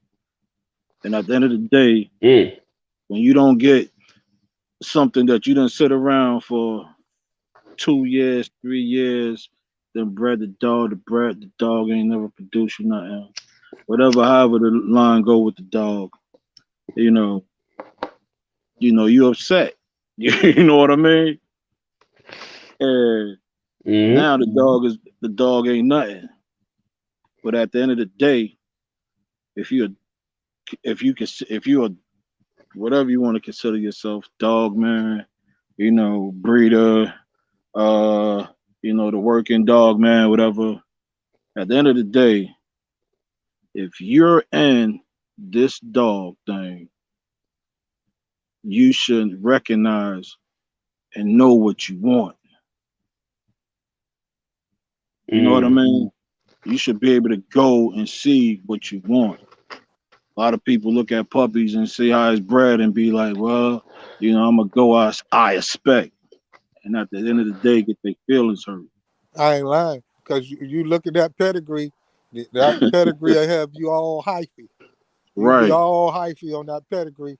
But the thing is, when you get a dog, and they're gonna sell it to you on the champion. They're gonna sell it to you on the 2-time winner. They're gonna sell it to right, you on all our hyphy stuff, man. But right, the thing right. is, they'll get to me and say, "Well, I don't know what that is right there." I mean, let me tell you something. I know what it is, and I'm telling you, it working. If it working, I'm good. I'm not going to come off of my square just benefit what you got going on. What do you think? Everybody going to run the same blood? Right. Everybody going to have the same dogs? Everybody going to go get the dogs from the same place? I mean, it don't work like that. You see, It really don't. that's why you gotta breathe for better. You know what I It mean? really Like I don't. said, me, I don't wanna have really nothing the next man really, You never even did down that. You right. never did that. You know what I mean? I do me You because I never know did what that. I want. You know what I mean? I So at the I end done of the see you do it so many times. You'll take what you get from here, and you'll take it a whole different way, and still come out with good dogs. that's Mm. why I said you gotta know I what guess you want. I guess we cooking on this thing right here, because that kind of goes into the clicks and dogs, and have picking what you want and knowing what, and as Brown alluded to, knowing what you want. Everybody asked me about the Manny dog, and yeah, I was around when the dog was what, 2.5, 3 years old. I seen what, the second breed off of him or something. Yeah, I was around early in that dog's career. And what I will say about it is, I got interested in that dog because of a picture. Before I knew how the dog was bred, before I knew anything, I saw a picture of the dog. And from that one picture of that dog, I said, I got to see this dude in person. This is what Brown's alluding to. I'm not a big person on posting pedigrees. People who follow my channel and know, I'll tell you who the dogs are coming off of, but I don't show a bunch of pedigrees. I show my dogs. Because anybody who's interested in dealing with me, I want you to know the dog first before the pedigree. Because people who contact me, some people, they don't even know how certain dogs are bred. They just know, I want something off of Silly. I want something off of Mailman. They can pull out a dog on my yard that they seen. I want something off of that. And that's what Brown's alluding to. And it's real. Because I got that picture of Manny and I sent it to Brown. I said, that's a nice looking dog, bro. I said, I got to see the dog. Brown said, yeah, he's nice. Hey, let me know when you see him. This is how the conversation is gone. And that's how you got to be in dogs. A lot of this shit is eyeballs. Your eyes. Looking at an animal that represents what you want to predicate your yard. If you're not a yard person and you just want to have a one dog, you need to see a parent that represents that and go from there. That's why always your eyeballs first, pedigree second. It just turned out that he was a pure Boyle's dog. That's nice. But that picture alone let me know that's an animal that I want to represent a section of my yard. And that's what we went and did. But there are cliques in dogs, as Fred alluded to. There's cliques in this thing. There's people that run groups of dogs. They're all connected. They're cliques. And you are competition by just existing. Understand this again. You are competition just by you existing. You don't even have to be selling dogs. Just the fact that you out there with some dogs, and I told you guys again, you get any lick of having some good dogs, and just the fact that you're existing, you're competition. Even though you may not be flooding the market with dogs, you're not taking a penny out of their pocket. You are competition. That's how it is in these dogs. So the cliques is out here. They come up with whole agendas to tear down other family trees of dogs just to promote their animals. This is how the game is played. I hate comparing these dogs to any type of street activity, but it's very similar to the streets. If we running this little family tree of dogs over here, and these guys pop up running these family tree of dogs, and they even get the slightest inkling of being successful, that's where all the tearing down of bloods come from. And that's what takes place in the community. That's what I really try to abolish it, because the energy behind it isn't sufficient. It's not real. You're just hating on the shit because it's not your shit and it could be competition. And lo and behold, God forbid, it's better than yours. It's better than their shit. Mm-hmm. Let them dogs go out there and actually start performing, and they're better than their shit. Now it's a whole different. Brown said this, and I think I cut him off a couple episodes ago. He said this, and it was real. It's not. Sometimes it's not the dogs; it's the people that's behind them is the issue, and that's the cliques. The people that are behind some of these dogs. And I mean, they will run whole smear campaigns just to promote their blood and belittle other bloods. There's an agenda behind the shit. This is what I'm trying to relay to the young brothers in the chat. It's an agenda behind it. It's not just an energy. It's a whole agenda behind it. And there's a lot of money involved in certain camps and certain dogs, because they came from me like guns of the Navarone. And I wasn't even, Fred will tell you, I wasn't even selling dog. Brown will tell you, I was trying to just get shit on the ground and do some selective stuff on my yard. I wasn't pushing out no 15 litters a year, cabinets full of frozen semen and all this shit. I didn't have nothing to do with none of that. I'm doing it from an organic place, but I was perceived as a threat. And I watched them it goes from bloodline to bloodline throughout history. It's like a never ending cycle. Well, But on the same cook up that you're coming from right there, you know, your yard, my yard, and Brown's yard, you know, we haven't been that type of group of guys that promote putting the dogs in hands that have uh, what you call it, seen them out in that type of world out there where they're being known as uh, dogs that doing something.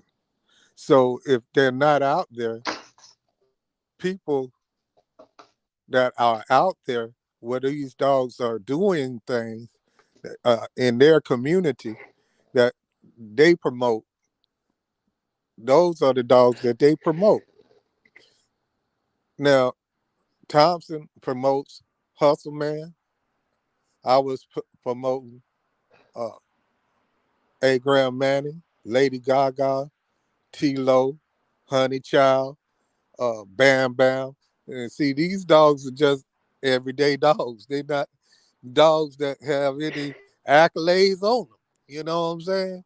They no dogs just, bred also for any hey, illegal activities, trained or raised or thank you, promoted for any illegal thank you. activities. You had Brown, you had Brown that had Bodacious, had Black Knight, and had dogs that he had that just I go were back to. everyday dogs. I'll take it back before that. I gotta give Brett Max, Juice, Sonny. Well, he had some jokers. Menace. I remember them. Go ahead, Fred. Yeah, just everyday good dogs, man. And we were breeding dogs, trying to make a better dog. And it's not the always the uh, thing of trying to make a dog to go out here and be grand champion, 2-time winners. You know, like they ask the question all the time, what did Manny produce? I don't know, or don't really care. You know, so if you ask me, I don't know, man. I don't know nothing about that. Well, And you know, you can't even people get really. advertise these dogs like that.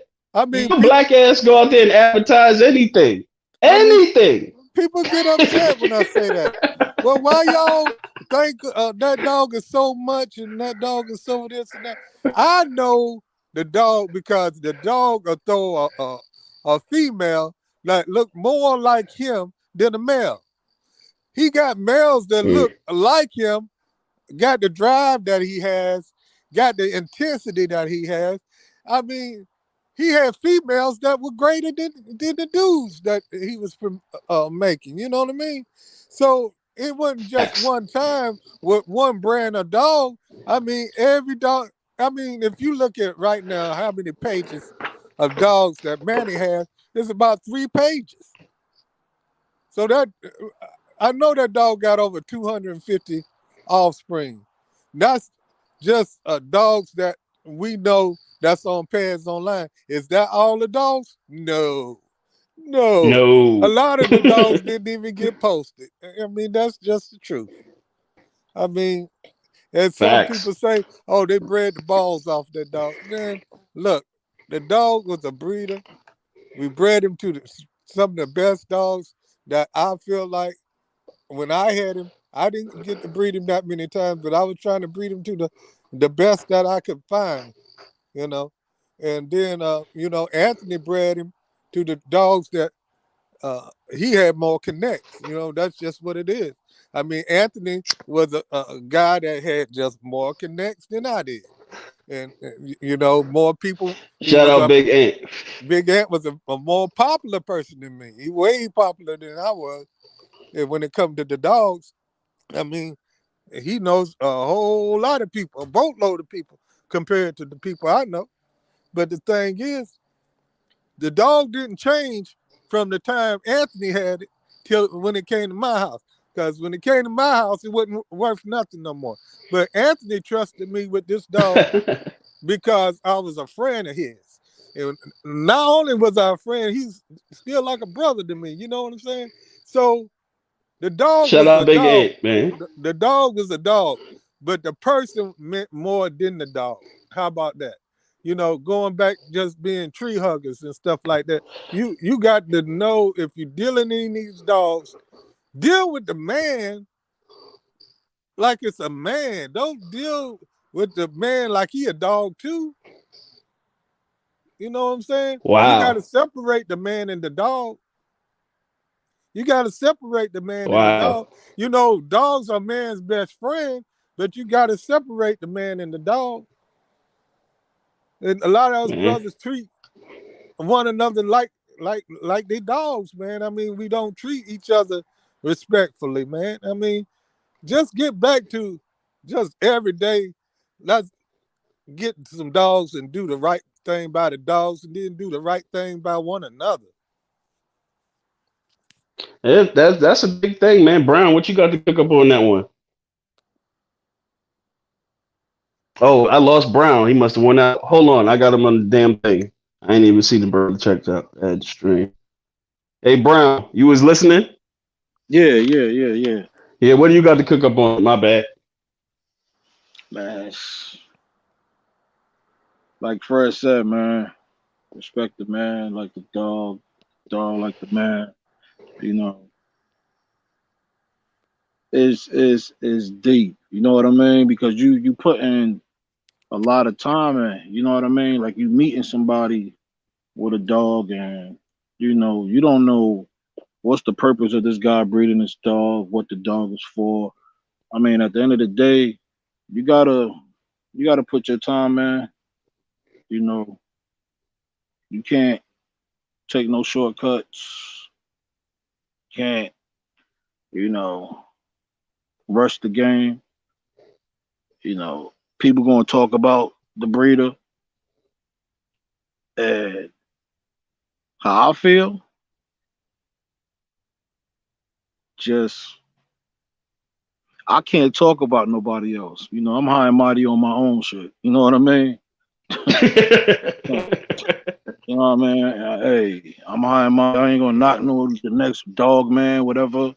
But I'm just high and mighty on my own shit. That's why, like I told you earlier, breeding for better. I mean, everybody got the best darn dog. Everybody. And everybody dog work. You got to look at what kind of genetic dogs you producing. You might be producing some red boy stuff. You know what I mean? That's considered working. But anytime you can get a dog that's not actually considered working in his bloodline and get him to start working, you on to something. You know what I mean? That's why I give Manny his props. Yeah. You know what I mean? Because it's a boy's dog. You know what I mean? And when you looking at him, you know, it's not just about the working dog, it's about the confirmation and everything.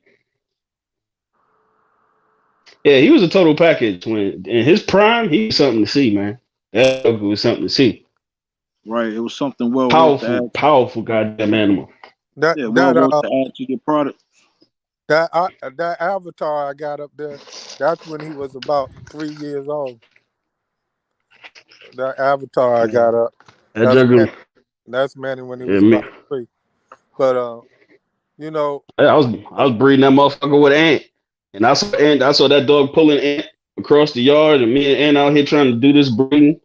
And I saw and that was when Ant was a big boy. I saw that little dog, that little black dog pull Ant. I said, God damn. And then when I held him, it was like it was like trying to control like a 50 something pound bulldog. And he was every bit of maybe what, 42, 41 at the damn time. yeah, I yeah. said, God damn. At, at his That joker big was retarded strong. at his biggest, he was 44. But you Yep. know, a lot of his siblings and stuff, they was in a one of his brothers was 36, and the other brother was 32.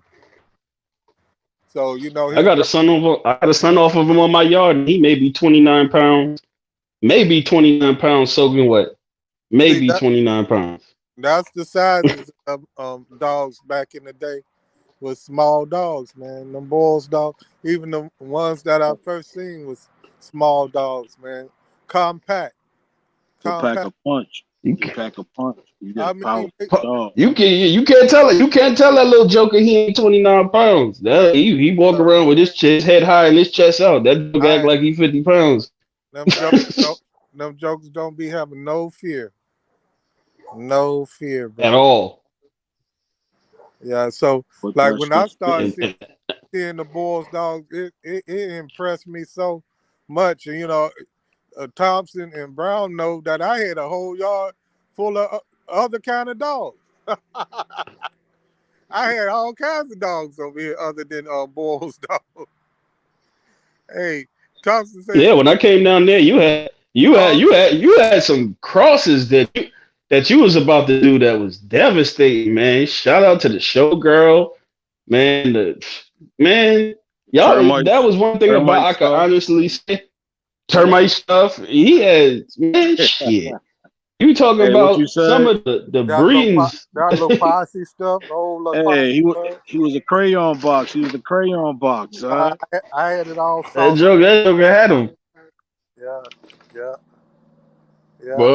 But I guess since we talking, because it's three breeders in the damn room, because you talking for a lot of people in the chat, you talking to a lot of three breeders. We sitting here just talking about the things that breeders go through in these dogs, and especially in these type of dogs. And, a question was asked: what is a breeder? What? And I caught samurai samurai kennels, and he broke down the definition of it, and I pulled up a definition of it. And let's enlighten. A breeder is a person who carefully selected mates, normally of the same breed, to reproduce offspring with specific, consistent, replicable qualities and characteristics. Right, Wow. right. That's a facts, though. That's facts, Let's, man. let's, Yeah, that's facts because that's the definition. yeah, you got to breed for. I mean, it's what you breeding for. You got to breed for whether you breeding for confirmation, whether you breeding for what they say a heavy mount dog or you know a smart dog. It all comes down to the traits. It all comes down to knowing what's in this pedigree. Because if you don't know what's in the pedigree, you don't know what's coming from what.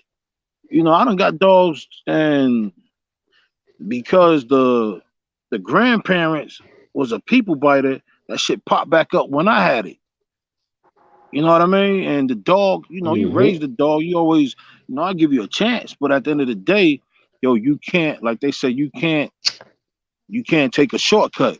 You know what I mean? Wow, You wow. You can't. said it. You said it. Yeah, it's the traits, man. It's what you breeding for. You see, some of us don't realize everybody want to be a breeder, but it's certain stuff that breeders, for you to consider yourself a breeder, like if I want to consider myself a breeder, I know what's genetically going on with my dogs.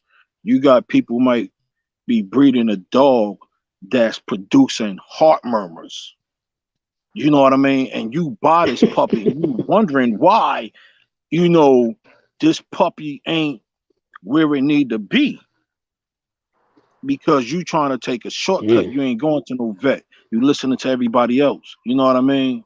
That's right. And yeah, and then you got people that's going to sell you this all because, you know, for the money. You know what I mean? That's right.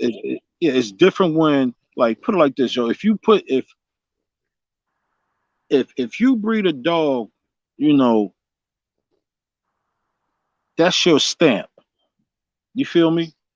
That's right. That's your stamp. Hmm. Yeah, because I mean, when you breed it, I expect you to know what's going on in your dogs. I expect if I'm buying this dog from you or if I'm purchasing this dog from you, you know, I'm spending my money wisely. That's right. You got to have that standard. Yeah, but a lot of us don't, man. We don't. Like everybody buy a dog from the person that run their mouth the most. You know what I mean? Wow. Or see a dog that's on the chain looking good. You know what I mean? I mean, at the end of the day, yo, I don't entertain that. You know what I mean? Whatever you do, you might know something that I don't know just by your dogs on that chain and you running your mouth. You feel me? I Mm. don't know your yard like that. Facts. You know what I mean? You got to have that standard, man. You know, I Yeah. feel like this. I deal with a lot of people in these dogs, and sometimes you get dogs from different camps and stuff like that. They come to the yard, and my dad, he done passed away, but my brother, he right next door to me, and my brother, he don't bite his tongue, and a lot of times I would bring a dog Oh, to. brother, that dude is serious. Shout Hey, out to your brother, man. Your Big brother put Mike, pressure Big on him. Mike, Big Mike. Big Big Mike, Mike. Shout out Big Mr. Big Mike. Mike don't care who you is. He gonna tell you how it is. And he used to The tell first time I went to your spot, I gotta cut you off. The first time I went to your spot, I pulled up and I met you. He had came out. But dude, he knew it. He was eyeballing. He knew everything that was going on. Everything. And he let me know he knew everything that was going on. And I was like, I like that. I respect that. Shout out to Mr. Mike. That's a stand-up dude. He lets you know what it is. Right, But right, go hey, ahead, right. Fred. that's the Marine in him. He don't play. But my brother would tell me, he said, "Why you bring the old mangy looking dog? Man, he bringing your cells down. That's an ugly dog." And I said, "Man, you don't know what bloodline this is right here. I'm gonna bring him." He said, "You sit there and you bring these other people dogs back up the par and have them looking halfway right, but they never be the quality of dogs that you got. You need to stop bringing these people dogs to your spot and start keep working on your stuff and leave that other stuff alone." And the last 3, 4 years, my brother been telling me this for 10, 15 years, and I've been running behind these pads on this, pads on that, pads on that, because it got this in it, it got that in it, it got all the buck blood you mold, it got all the red blood chocos, it got the Jeep. My wife even be Right, right, picking right, on me, laying beside me in right. bed, say, "Yeah, I got the Eli, I got the red boy, I got the Hey, pony." you got it, right? You Hey, got it. hey, my daughters them be picking on me talking about these dogs. You know what I'm saying? And the thing is, you running behind all these different dogs, and they noticing the dogs that you take care of yourself. You just sit there and, as we call, cull them out. You can call it culling, or we can call it selective breeding. We can call it, we pick and choose which one's gonna stay to the yard and which one's gonna leave and find a new home. You know what I'm saying?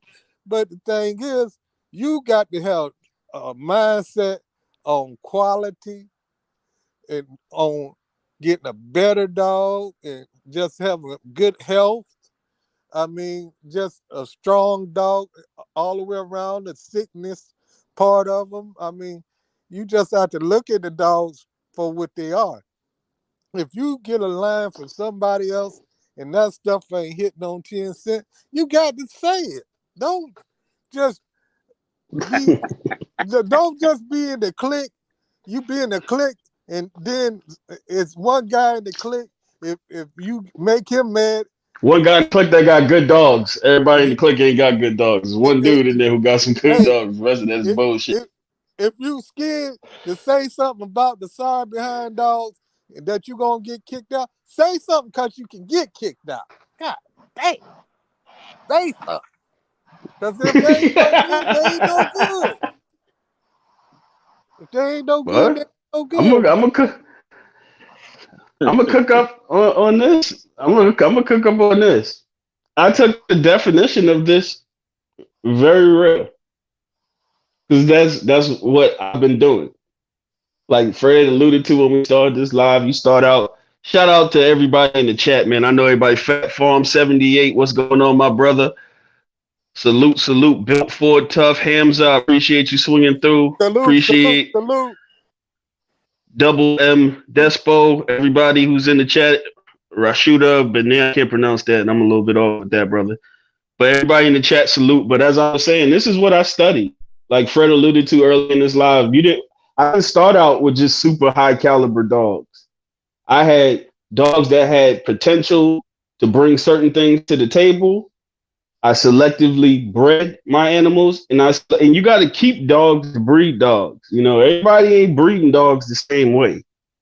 Some people get one good dog and they just breed that one good dog to a bunch of different females, and that's their breeding career. I always looked at this differently. I looked at this as layers and generations because I'm 50% dogs, 50% of where they're coming from. That's the complete story and how I analyze stuff.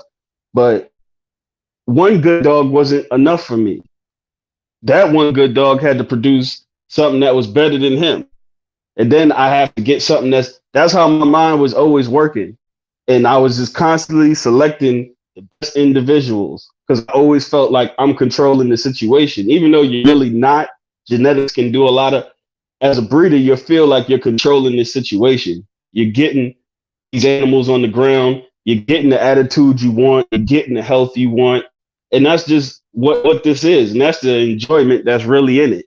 As for a real breeder for me, for what I think of one, the enjoyment of seeing better dogs. Because Fred can tell you, Brown could tell you, we all can tell you. What we're working with now is way higher than what it was 13 years ago.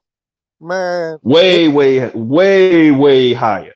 You know, I sent Brown a picture of Lady Gaga when he did a breeding with Black Knight. And I know she couldn't have been no more than about 4.5, 5 years old.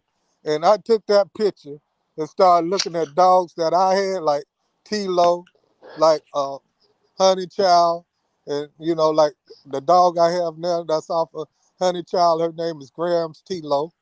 And, you know, and I got other dogs, and you can see the genetic trait. I mean, even if I crossed it with something else, it's just amazing how powerful the blood is. And then when I look at how good, you know, I look at Gaga. Gaga was a good little dog when I had her. And, you know, as time went on, and I had sold her, you know, they did things with it that shouldn't have been done with the dog. So that her mindset had left. It completely changed the dog. And then, you know, I was able to get the dog sold to somebody that was going to take care of the dog. And Brown Kennel ended up with the dog, and the dog had a good life. But the thing was, the damage was already done. The damage was already done. But the thing is, you know, you have dogs, and if they ever go to a person that ain't going to do right by the dog, sometimes it work out, and sometimes it don't. Sometimes it work out, and sometimes it don't. And, you know, putting a dog in the best conditions, in the best, what we would call a best lifestyle. Right, give it a chance, man. The Give that dog a best chance. lifestyle that they can have. And I guess that's going But back to the tree huggers again. The tree huggers want to see the dogs in a good living situation. So the thing is, on the same time, Fred, and not to cut you off, sometimes the best living conditions is you. there you go. There's certain breedings that I did that I don't allow to go to the public. I can't risk somebody else possibly fucking this up. Oh yeah. I gotta sit here and go through this because my hands is the best hands for this to go through so we can see what it really is. And sometimes you gotta look at it like that. You know what I Yeah. mean? Some of these breedings, you know, I work. Brown work. Fred own a business. He works. These dogs don't pay for a lifestyle. These No. ain't bullies. These ain't bullies. These ain't imported Rottweilers and German Shepherds and Belgian Malinois going for $9,000 and $10,000 and stuff. This ain't that. You'll spend No. more money than you ever make You out of sure it. It- will. the, the If best case scenario in dogs is that you can sustainably get them to kind of pay for themselves. So if you say, hey, I'm gonna do 2, 3 breeds this year, and I'm gonna let this amount of pups go to compensate what I got invested in my yard, if you're approaching that, but that's the best case scenario of breaking even. So I got too much invested. Like I got 2 males off of Mailman and Proud Mary. It was 3 puppies. Shout out to Gas and Go Kennels. I allowed him to get 1 male and I kept the other 2 males. I want to know what the fuck happens with these dogs. I'm sitting here with 2 on my yard going back to the breeder. 2 males off the same litter, 2 black and white males. But what Brown alluded to, characters. They're 2 different characters. 2 different dogs off the same litter. Temperaments are totally different. They're night and day how they approach certain situations. One is real, wild, and headstrong, and the other one is very intelligent. It sits back and analyzes everything and then reacts. But these are the things that happens in these litters. This is the breeding. You're talking to some breeders now. Selecting traits. These are the traits that we are talking about. These things that you see in these dogs from an early age. Everything ain't to go in everybody's hands. Some of the stuff is custom made. Because to me, I'm only as good as my last litter of dogs. That's the way I approach this game. I'm as good as my last litter of puppies. And if you can't live by that code, breeding may not be for you. Because if something happened to your yard and you had that one last litter of puppies, is that litter of puppies going to represent what your yard was? And if you ain't approaching it like that, I wouldn't. We named this episode Get Your Hands Dirty. That's the name of this episode now. Get Your Hands Dirty. My hands is always in the mud. They're always dirty. I'm always analyzing stuff. I'm always looking at stuff. I'm paying attention to every little detail, every little trait, just to sit back and analyze 2 males as they grow up off the same litter. And I've done this numerous times, seeing what's actually going on in these dogs. And once you get comfortable with that, then you can feel comfortable releasing something to the public because you truly know what it is. Yeah, That's right. the essential. This is the essentials of this for the young brothers. That's true, son. That's true. And you know, it's gonna take that much heart to be able to say, well, this is a job for me. You know, I Mm. know that some of the things that I've been working on, I refuse to let anybody screw it up at this point in my life. Right. You know, I've seen things, you know, and people say, well, when Manny died, that's the end of that. But, you know, that's the end of that to them because that's what they took and put him on a pedestal like that. I never put Manny up on a pedestal like that. You know why? Because I own Lady Gaga. So if I was gonna put something up on a pedestal, it would have been Gaga. Oh And boy. that was the belly mate sister to Mandy for the people who Yeah, don't know. yeah, yeah. Fred So had Fred was hey, Fred had they essentially they had Mandy and the belly mate sister. yeah, I had both of them. And those were 2 polar opposite dogs. Those were 2 polar Right. opposite dogs off the same litter. Wow. Polar Wow. belly mate brother sister, but polar opposite dogs. If I told you Gaga and him came off the same litter, y'all would have said it would nobody that would believe it. Nobody would You believe because she was a demon. Right. A lot of people don't realize that total opposite dogs Hey, I mean, Gaga was a mean dog, buddy. right. You Hateful got little Pimp. dog. Very little mean little Hey, but you know dog. what though? You see that I stuff had coming Cookie through pregnant. Bam Bam. I had Cookie pregnant with crush puppies. Oh yeah, that Yeah, video that I put up there, I had the lady a rage dog, and it was a video. I said keep a top on your kennel, and that's off of Bam Bam. And if anybody who knew Bam Bam's demeanor, if I told you that dog came off Bam Bam, you'd say hell no. nah, cause Bam Bam That more. He had more of the. He put me in the mind of, as far as thinking was, more of Manny, but he produced Gaga. You know what I mean? Like super zooted puppies, wide open. yeah, man, you got some stuff out here, but I guess that's gonna tie into our next topic: the hunger to get good dogs. For the young brothers out there, there's a hunger you gotta have for this, man. Fred alluded to it. There's a hunger. Fred always tells me you hungry. And I still am hungry. I still am hungry. Brown was hungry. There's a hunger for this. I got brother, like I said, he had got a dog stolen earlier in this live, and horrible incident. But he's got to have that hunger to keep moving forward. There's a hunger to this thing, and for the people out there getting into them, is a hunger, literally a hunger.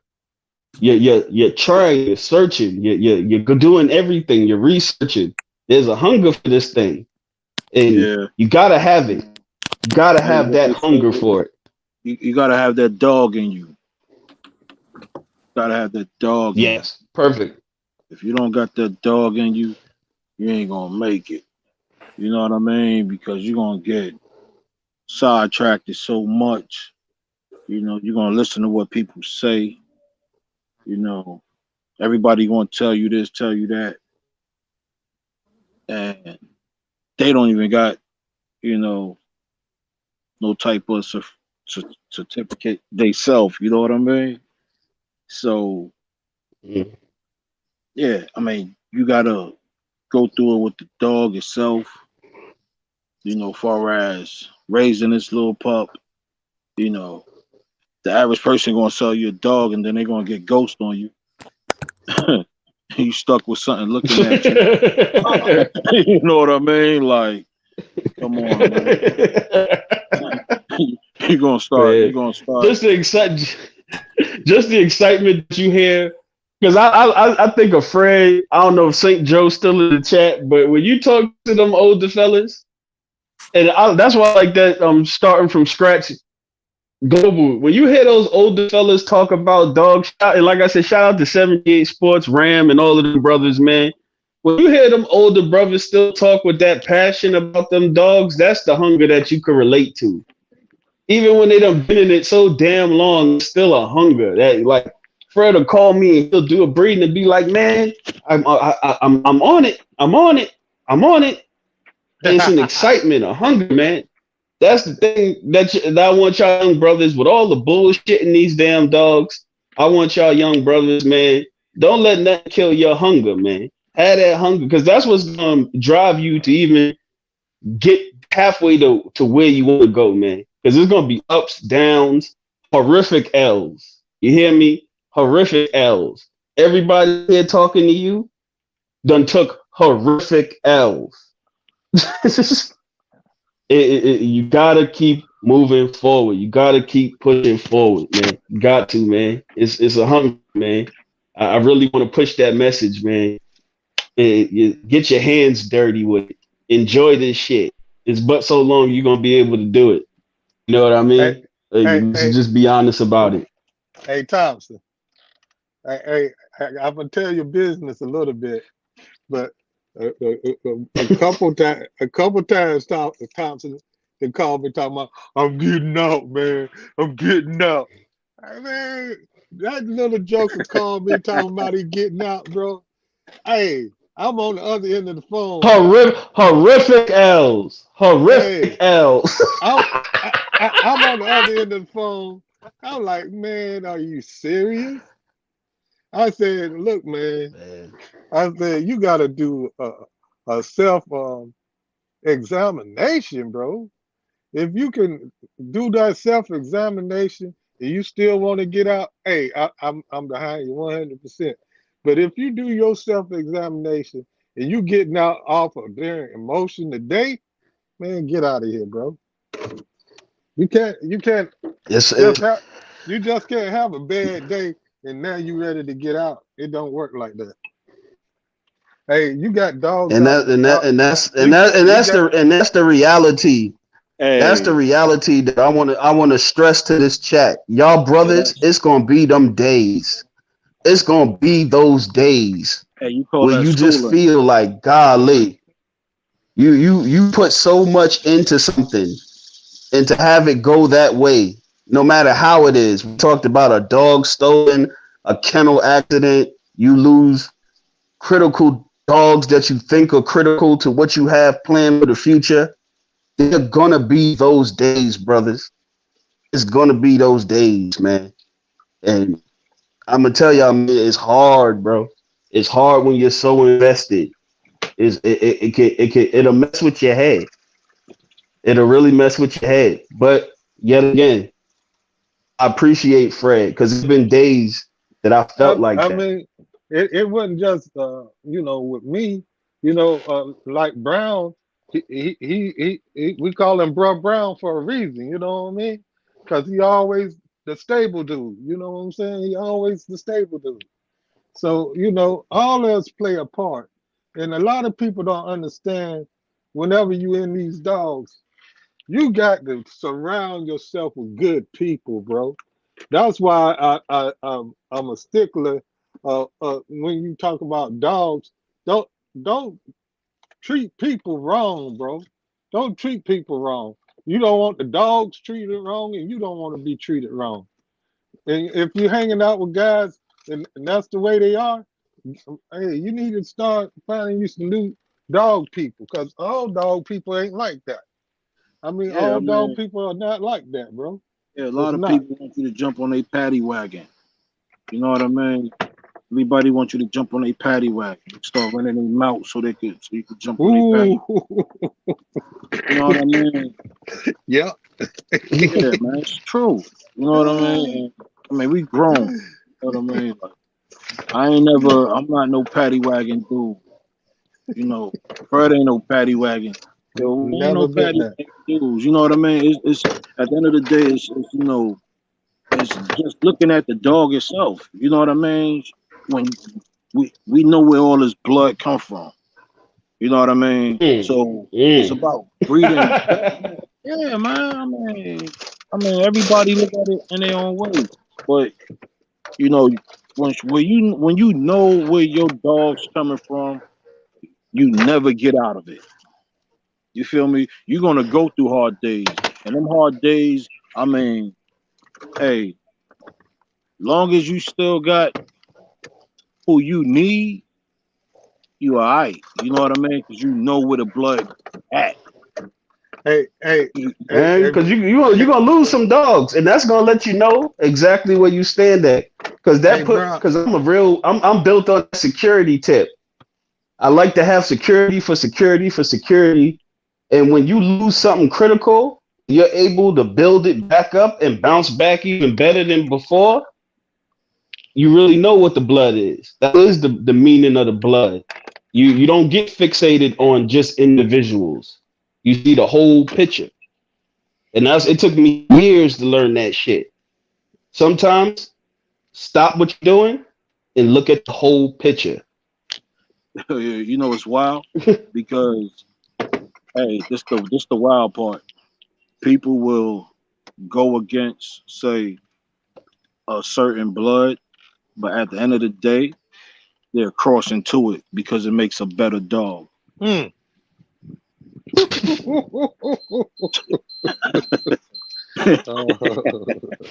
You know what I mean? It makes a better dog. hey, Man. but when you do that cross, don't tell nobody you did it now. Nah, you know why? Hey, Hey, hey, hey, hey, hey, hey, you know nobody, why? nobody, nobody ain't gonna know because they ain't no get no paperwork. Hey, not only that, you know why? Because remember, your dog ain't nothing. You know what I'm saying? Don't tell Feel me? nobody.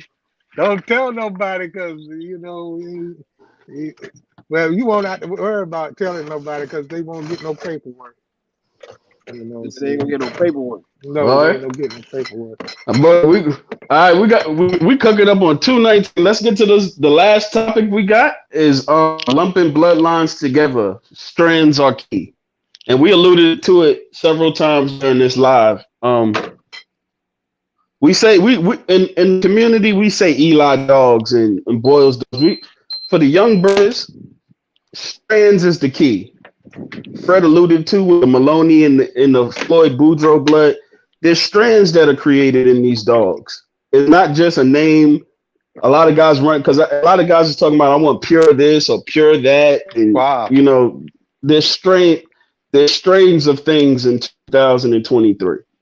There's strains, and that's what you need to be fixated on.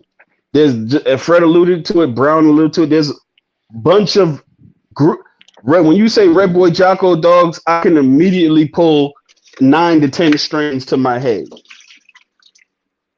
easily that are established strains of dogs that consistently are throwing those type of dogs consistently. So strains are important, especially when you're shopping for dogs, because like I said, a lot Brown alluded to it a couple of lives ago. A lot of people are shopping and trying to acquire things and they don't even know what they're looking for. There's strains to this thing.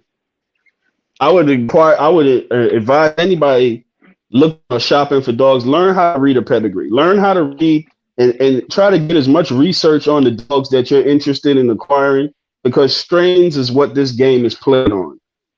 We all talk about the Manny dog. He came up in this live several times. Fred has a strain of dogs off of him. I have a strain of dogs off of him. Brown has a strain of dogs off of him. And everybody who's acquired something, or there's several different strains coming off of him. And it's the perfect conversation and the perfect way to break it down, because a lot of these dogs you've seen on social media. You've seen Black Knight and the dogs that Brown put together with his live strains of dogs. You've seen what I've done with Hustle Man, Balls Bolio, and Harry Hargrove, and strains and crosses that I'm doing. And you'll still see on certain pedigrees Manny 5 times in the pedigree. But there's different females and strains of dogs that are in there that are equating to the type of dogs I get. Those long, rangy, barrel chest type of dogs, long-winded hound. Some people call them hound-looking type of dogs.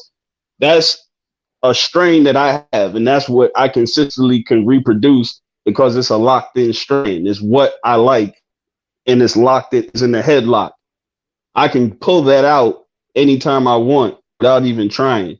So understand the strains when with your young brothers in these dogs, because y'all are calling and acquiring. You got any pure Red Boy? You got any pure this? Strains in 2023. Fred, you got any insight on the lumping bloodlines together and strands? Yeah.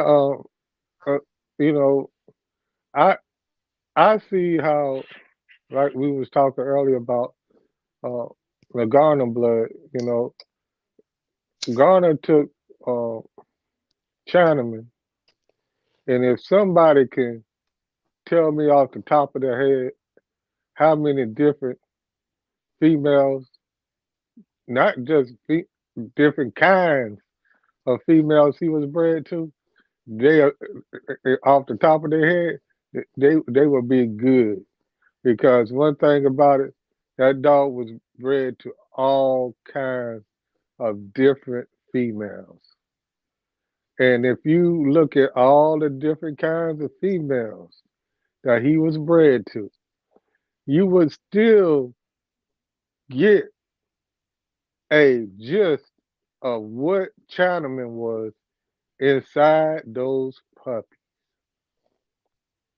So when I saw Mm. how Chinaman was able to, what we call, transcend Hey, free. all the transcend all these other lines that he was being bred to.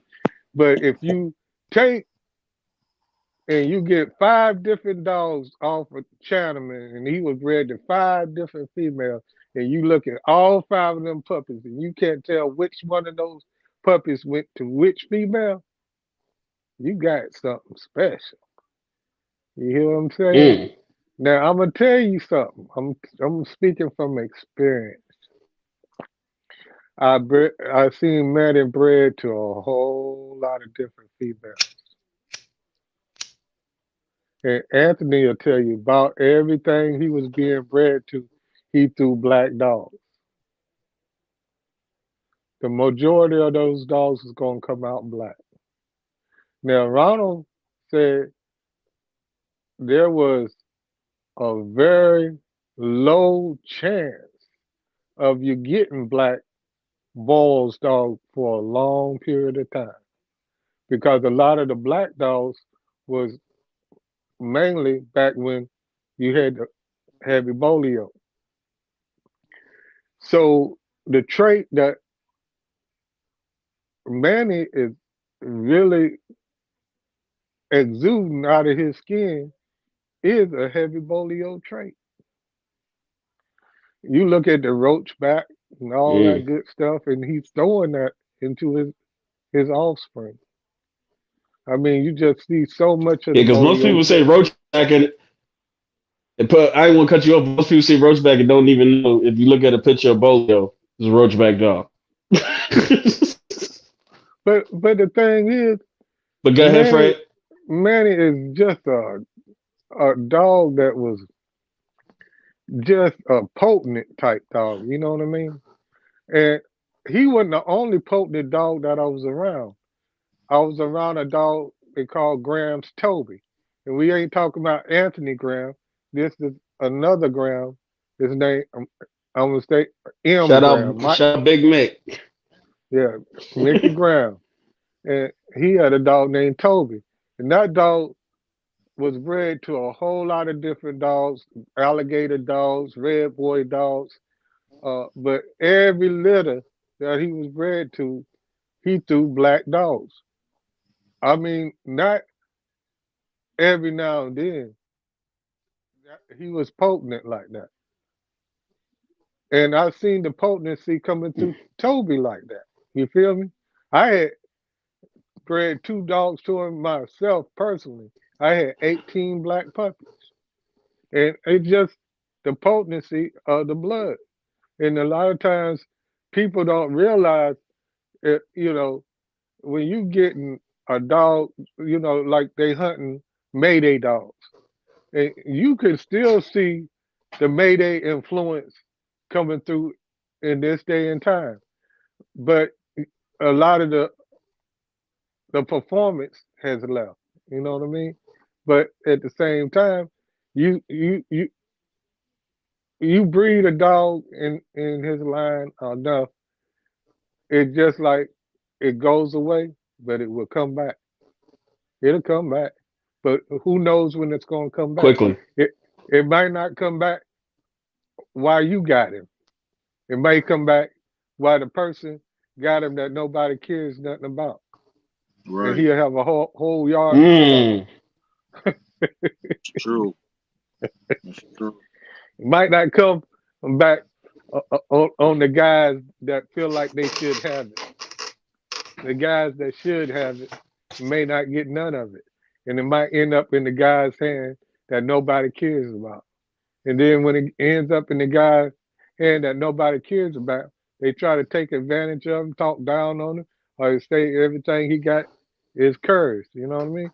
But you never know because each time somebody do a breeding, you may be closer to getting. It's just like what you call it, the scratch off ticket. Nate's Mm. first Tuesday, and that that first Tuesday, it might be your first Tuesday. It Right. might be the day that you win the prize, and that's how these dogs is. I mean, you don't know. It's a Right. roll of the dice. No matter what you say, it's a roll of the dice. I mean, It's the traits, like some you of the said. best breeders in the world, they can't uh, tell you what they're gonna have. I mean, you can raise them up and see, but you never know until you do it. Right. Real talk. Bro, you got anything up to cook on that before we leave up out of here? Yeah, I mean, like I said earlier, you know, it all depends on the traits. And you might produce something that's actually, you actually produce a producer. Mm. A lot of You us gotta don't go through these realize. dogs. You gotta go A through lot, these dogs, gentlemen.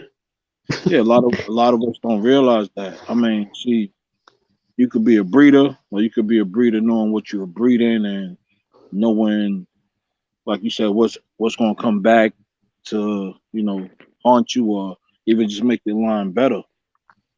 And it might not end up in your hand, but you know, if it end up in somebody else's hands that you're comfortable with, like a lot of us deal with people that's actually civilized, and you know,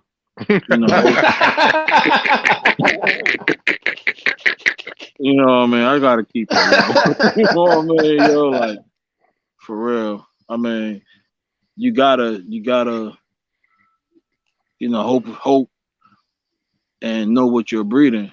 Even down to when what you're breeding and how you cross into other things, yo. Like, I still deal with the Hicks and Ricks and stuff coming from Ciroc.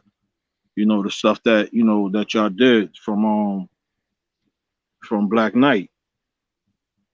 And I see how it works and what it does to the blood. I just did a breeding myself. And it got a lot of Hicks and Ricks in. You know what I mean? And I'm just sticking in with them traits because I know what to expect. You know, I know. Shout out to my man Hilo. You know what I mean? Like What's up, I Hilo? know.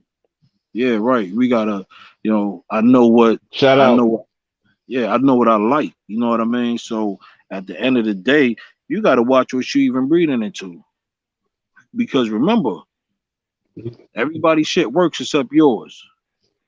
Hey, You know what I when you mean? say, hey, hey, hey, hey, Thompson, I'm a hey, hundred with Thompson, it. hey, Real man. hey, hey, Everybody's shit Thompson, works except yours, man.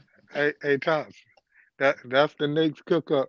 You got to be careful what you breathe into. Right, man. You guys have to be careful, That's the man. next Oh cook up. man. I got to put that. I'm putting Oh, that bro, down on got my me roll. crying and shit, man. That man just said something. You got to be careful what you breathe into. Right, yo. You be surprised what you're breathing into. Everybody talk. I mean, Hey, because at the end of the day, once once you see how this dog, come along, they're gonna want credit. You know what I mean? And for one, you just bought a dog, or however. I mean, you bred a dog, however you want to say you did it, but you don't know the traits of my dog. You know what I mean? Like with Manny. Manny was a producer. You don't get that. People don't realize what they got. So you could get a producer, but you could be a immature dog man and mess that dog up. Just like with Gaga, they know messed what her you're up. looking for. Know what you're looking for. You Know what gotta you're looking for, brothers. yeah, Sisters out there. Know what know you're what you looking for. right, know what you crossing into, man. Know the all the way around thing, man. Like do your homework. I always say do your homework, man. If you ain't looking at them pads, and make sure it's the right pads, because everybody's putting pads up. You know what I mean? They done got real corny out Man, here. You know what I hey, mean? hey, Brown, you going Yo, down the rabbit hole?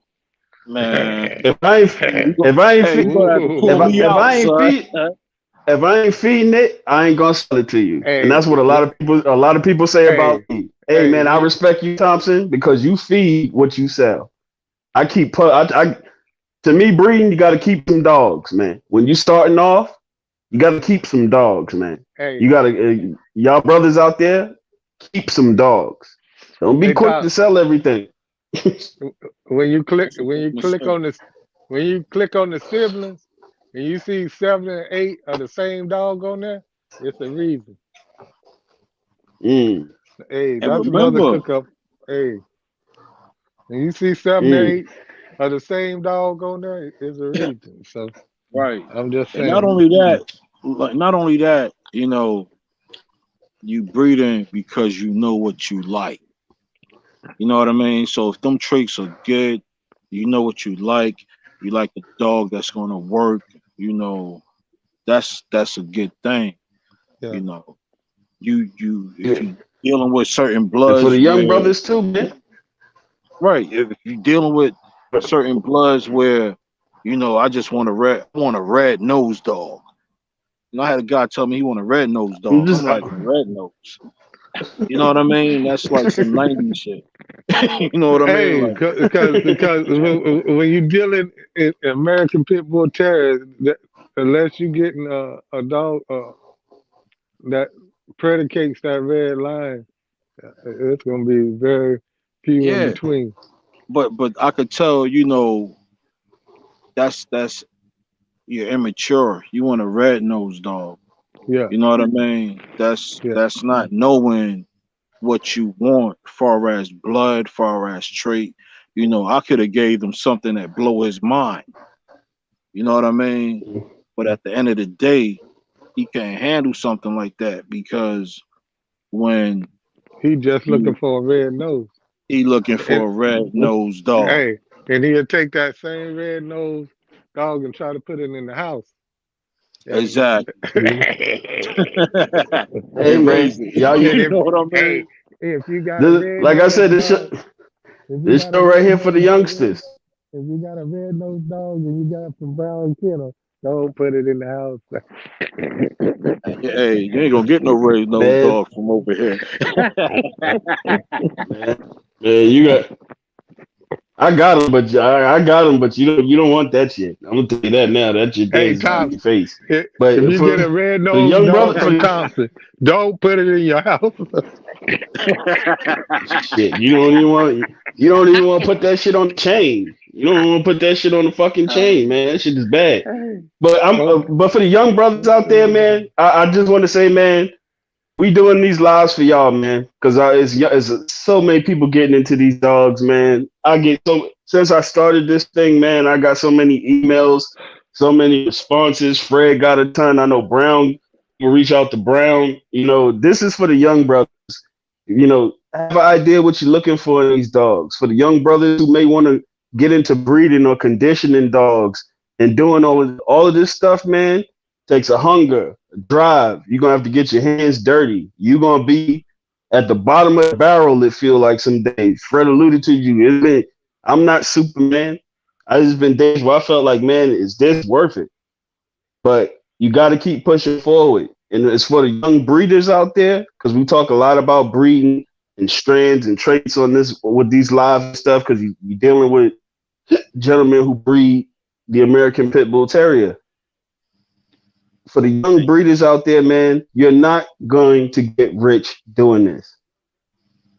I really need you to understand that, especially early on. You're gonna have to realize you could purchase two dogs and do a breeding and start a social media page. It doesn't mean you're gonna take off. Understand that. With the miniature puppies land, people ain't gonna just your phone ain't gonna just immediately start blowing up in sales. I mean, you're gonna have to do this because you truly love it. In that time where you're there, nobody's looking for your dogs or nobody's acquiring for your dogs. That's when you need to be the most busy. That's when your nose need to be to the grindstone. This is the time. It's not to try to get popular. Get your dogs where you need to get your dogs, and then you'll Right, become popular. right. That's true. That's It true. takes years. You hear Fred talk about years. I seen Fred transition in dogs. I seen but Brown's transition in dogs. I you seen a know, lot of gentlemen transitions in dogs. It's you know, real. it's a journey, it's a journey, and I believe my family. I got to give props to the Davis family. My wife that supports me. She's my kennel partner now. I got to Yes. give thanks to my granddaughter and my daughters now, where when I couldn't feed, they helped me feed my dogs and stuff. I got to give a thanks to Reverend Troy. He lives 45 minutes away, but if I call him, he's right there. And I got another partner, Michael Graham, and Big Ant. I mean, I love that guy like a brother. So these people, man, I surround myself with good guys, good family, and you take your family seriously. I mean, you take these dogs, and if you got dogs and you got a passion for these dogs, you put your heart into it. And when you do that, you get a reward. And that's what the way I see it. I put my heart into it, and my brothers and my sisters now, they always say, "Bruh, always back there with them dogs." But the thing is, uh, I got a passion for the dogs, and uh, I get in my backyard and I find sanity back there. You know, where I used to be an alcoholic and drinking and stuff like that, and partying and clubbing. I've been sober since February the 8th, 1990, and I got to thank the good Lord for that. I'm gonna go a little bit deep, Thompson. I know you ain't never heard me say that before, but even my wife don't know I was drinking and stuff like that before I got married, because they never seen that part of me.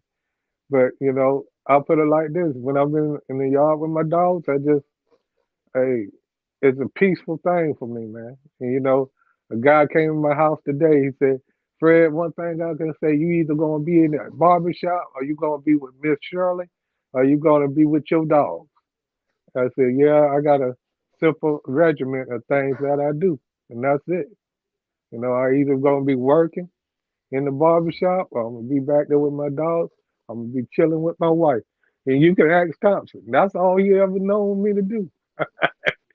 I mean, since True. you can ask Brown. That's all he known me to do since he known me. That's it. It's the truth, man. These dogs are people's sanity, And we talked about the tree huggers earlier. That's what these dogs mean to dog men. And you see a lot of the, not everybody. There's some people fucking up in dogs, but a lot of these dogs mean a whole lot to a whole lot of people, and it is people's sanity. So when you look from the outside looking in, and you assume this is cruelty or that's cruelty, educate yourself. Don't be so quick to judge. Take a stand back and actually see how these dogs are and how they have to be housed and kept and what they actually mean to the men and women that take care of them for years and Right. years and years, generations and generations and generations of dogs that was raised up on these people's yards that sometimes get wrongly taken, sometimes correct correctly taken. Because we sit here and we preach about the ignorance and the stupidity that we see with these dogs in 2023. It's not what you do, it's how you do it.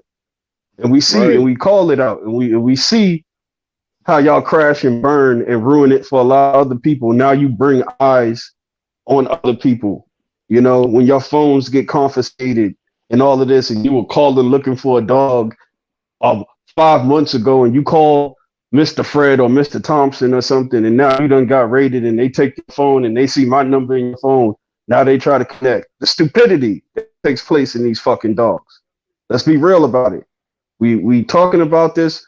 We try to educate the community. We pushing forward with this podcast, man. We really is pushing forward with this podcast, and I appreciate you for sharing that, Fred. That being part of Yeah, your sanity, your peace. Because yeah. you always told me when you wasn't happy, you was gonna get out of dogs. That was That's something right. that you always told me. Yeah, If you cause, wasn't happy, cause you was gonna get out of it. my wife even knows it. You know, cause she was the first one that got the dog when we got married. She got a dog from the dog pound. it was a shepherd. And he was a shepherd. His name was Rocky, and he was a smart dog. And then after that, I got Rottweilers. I had two Rottweilers. And then one of my partners, I talked to him today. His name's Stan the Man. And anybody from North Carolina knows he was a big promoter down this way. And, you know, he promoted all kinds of rappers and stuff to the North Carolina area. His name is Stan the Man. And he had a little dog. Uh, I didn't even know what it was, but it was American Pitbull Terrier. And he called her Shante. But I named her Tempo. And that was the first dog, um, American Pit Bull Terrier that I own. And you know, the dogs that DMX got me came from off of that dog. But you know, I got that dog from this man, and she was all that in a bag of chips. And hey, she didn't have no paperwork, but I ain't had nothing in my backyard that rivals that little dog yet. I mean, that's just facts. I mean, a Mm. lot of times, like they say, paperwork means something when you try to build something. But if I wasn't trying to build something, you know, just to have a good dog is good enough for me. And you know, the paperwork wouldn't be worth anything if I just wanted a good dog to be in the backyard. You know what I mean? But Yeah, you know, that's but true. I'm doing more than that now. I'm building, like Thompson always said, we building a brand. And you know, I got the Pitbull City brand. He got the Thompson Kennel brand, and Brown got the Brown Kennel brand. And you know, and, and we gonna stand by what we're doing. And you know, like when them guys called me about the dogs that they were getting, I told them all that I knew about the dogs that they were getting from my perspective. And you know, I tried my best to lead them in a good direction. And to see Thompson at the level that he's at now, and to see him work his dogs and see the quality of dogs, and then see Brown do the same thing, and then you know I can, like I said, I can name 4 or 5 other guys that got just as much passion as we do that I deal with, and just to see the movement, it's a movement. Right. You know what I'm saying? So you know, it ain't just uh, going out here dog fighting and uh, being uh, in the system, because it's enough black people in the system being locked up for foolish things. But these 3 black guys here are not going to be in no system behind no dogs and stuff like that. We trying to do something that's going to be profitable to the public. You know, uh, I don't want to be part of something that's going to be negative. I mean, that's just not my thing. You know, and Thompson, I appreciate the platform, and hey, I can't say nothing no better than that. I mean, you just doing a great thing and a great service for the people. Hey Right. man, the West. I'm a golf fair man, and when I told y'all when I started this shit, I said, man, if we putting out good content, you know, it can't be taken wrong. You know what I mean? I'm just putting Right. out good content because I don't want to see none of y'all brothers crash and burn. I really don't, and I see y'all crash and burn all the time, and it's a shame. Yeah, I mean, If I could try to help y'all, I'm gonna help y'all. hey, it's kind of enticing. You know what I mean? Because you know everybody once was a rookie. You know what I mean? And Amen. Mm. but hey, Amen. you know, hey, no lie, I'm 100. But I tell you, see me now versus when I was a rookie. Yeah. You know what I mean? See me now, As you say, Brown, you Mm. put your big boy pants on. man. Right, man. Like, I mean, because we once was a rookie. You know, Yeah, and yeah, you're yeah, gonna live and you're gonna learn. Not yeah, only that, you know what I mean? Like, yo, these dogs done got us through some hard situations. man, man. And You feel me? Brown, Hard situations. hey Brown, you might have to excuse me, but Brown lost his wife about 2 or 3 weeks years ago, and me and Thompson was there as a friend, for Brown. Right, But for Brown to have the passion that he has today, I know those dogs help him get through many hurt nights, man. Because he had a right, beautiful wife, and she met my wife, and I mean, just the family. You know what I'm saying? Thompson Rest in peace. came to my house, and his wife met my wife. I mean, we talk right. about guys that you know, got families, you know what I'm saying? We We ain't are just guys that sitting here, trying to talk about dogs for a couple hours every other Thursday just to waste our time. Because I could right, find a whole lot of other things to do. You feel me? But That's the and truth. right, trust me. But it's like Thompson said, I got a passion for it. And I think this is something that needs to be done because there's so many fake people out here with these dogs, man. They really fake because the dogs are going through a whole lot of nonsense for nothing.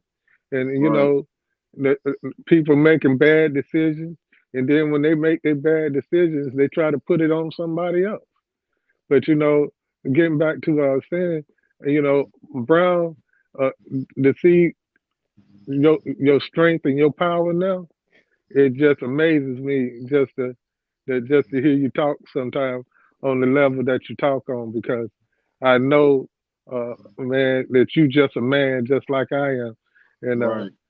you got your kids that you've been raising, and I know, hey, you just do so much many phenomenal things other than these dogs. You know what I'm saying? Right. And the dogs are just another passion that you have. You got a job, you take care of kids on your job, and you just amazing dude in my eyesight. And both of y'all guys. Yeah, So we hey, all one thing Yeah, about man. it, yo, we all amazing. You know what I mean? yeah, yeah, And that's one thing about being united. You know, this we don't just be on here just talking about dogs and grand champion this, grand champion that. It's about now. You know what I mean? Mm. Just to conversate. You know what I mean? Just to build. Just to reminisce where we come from, dealing with the blood that we got.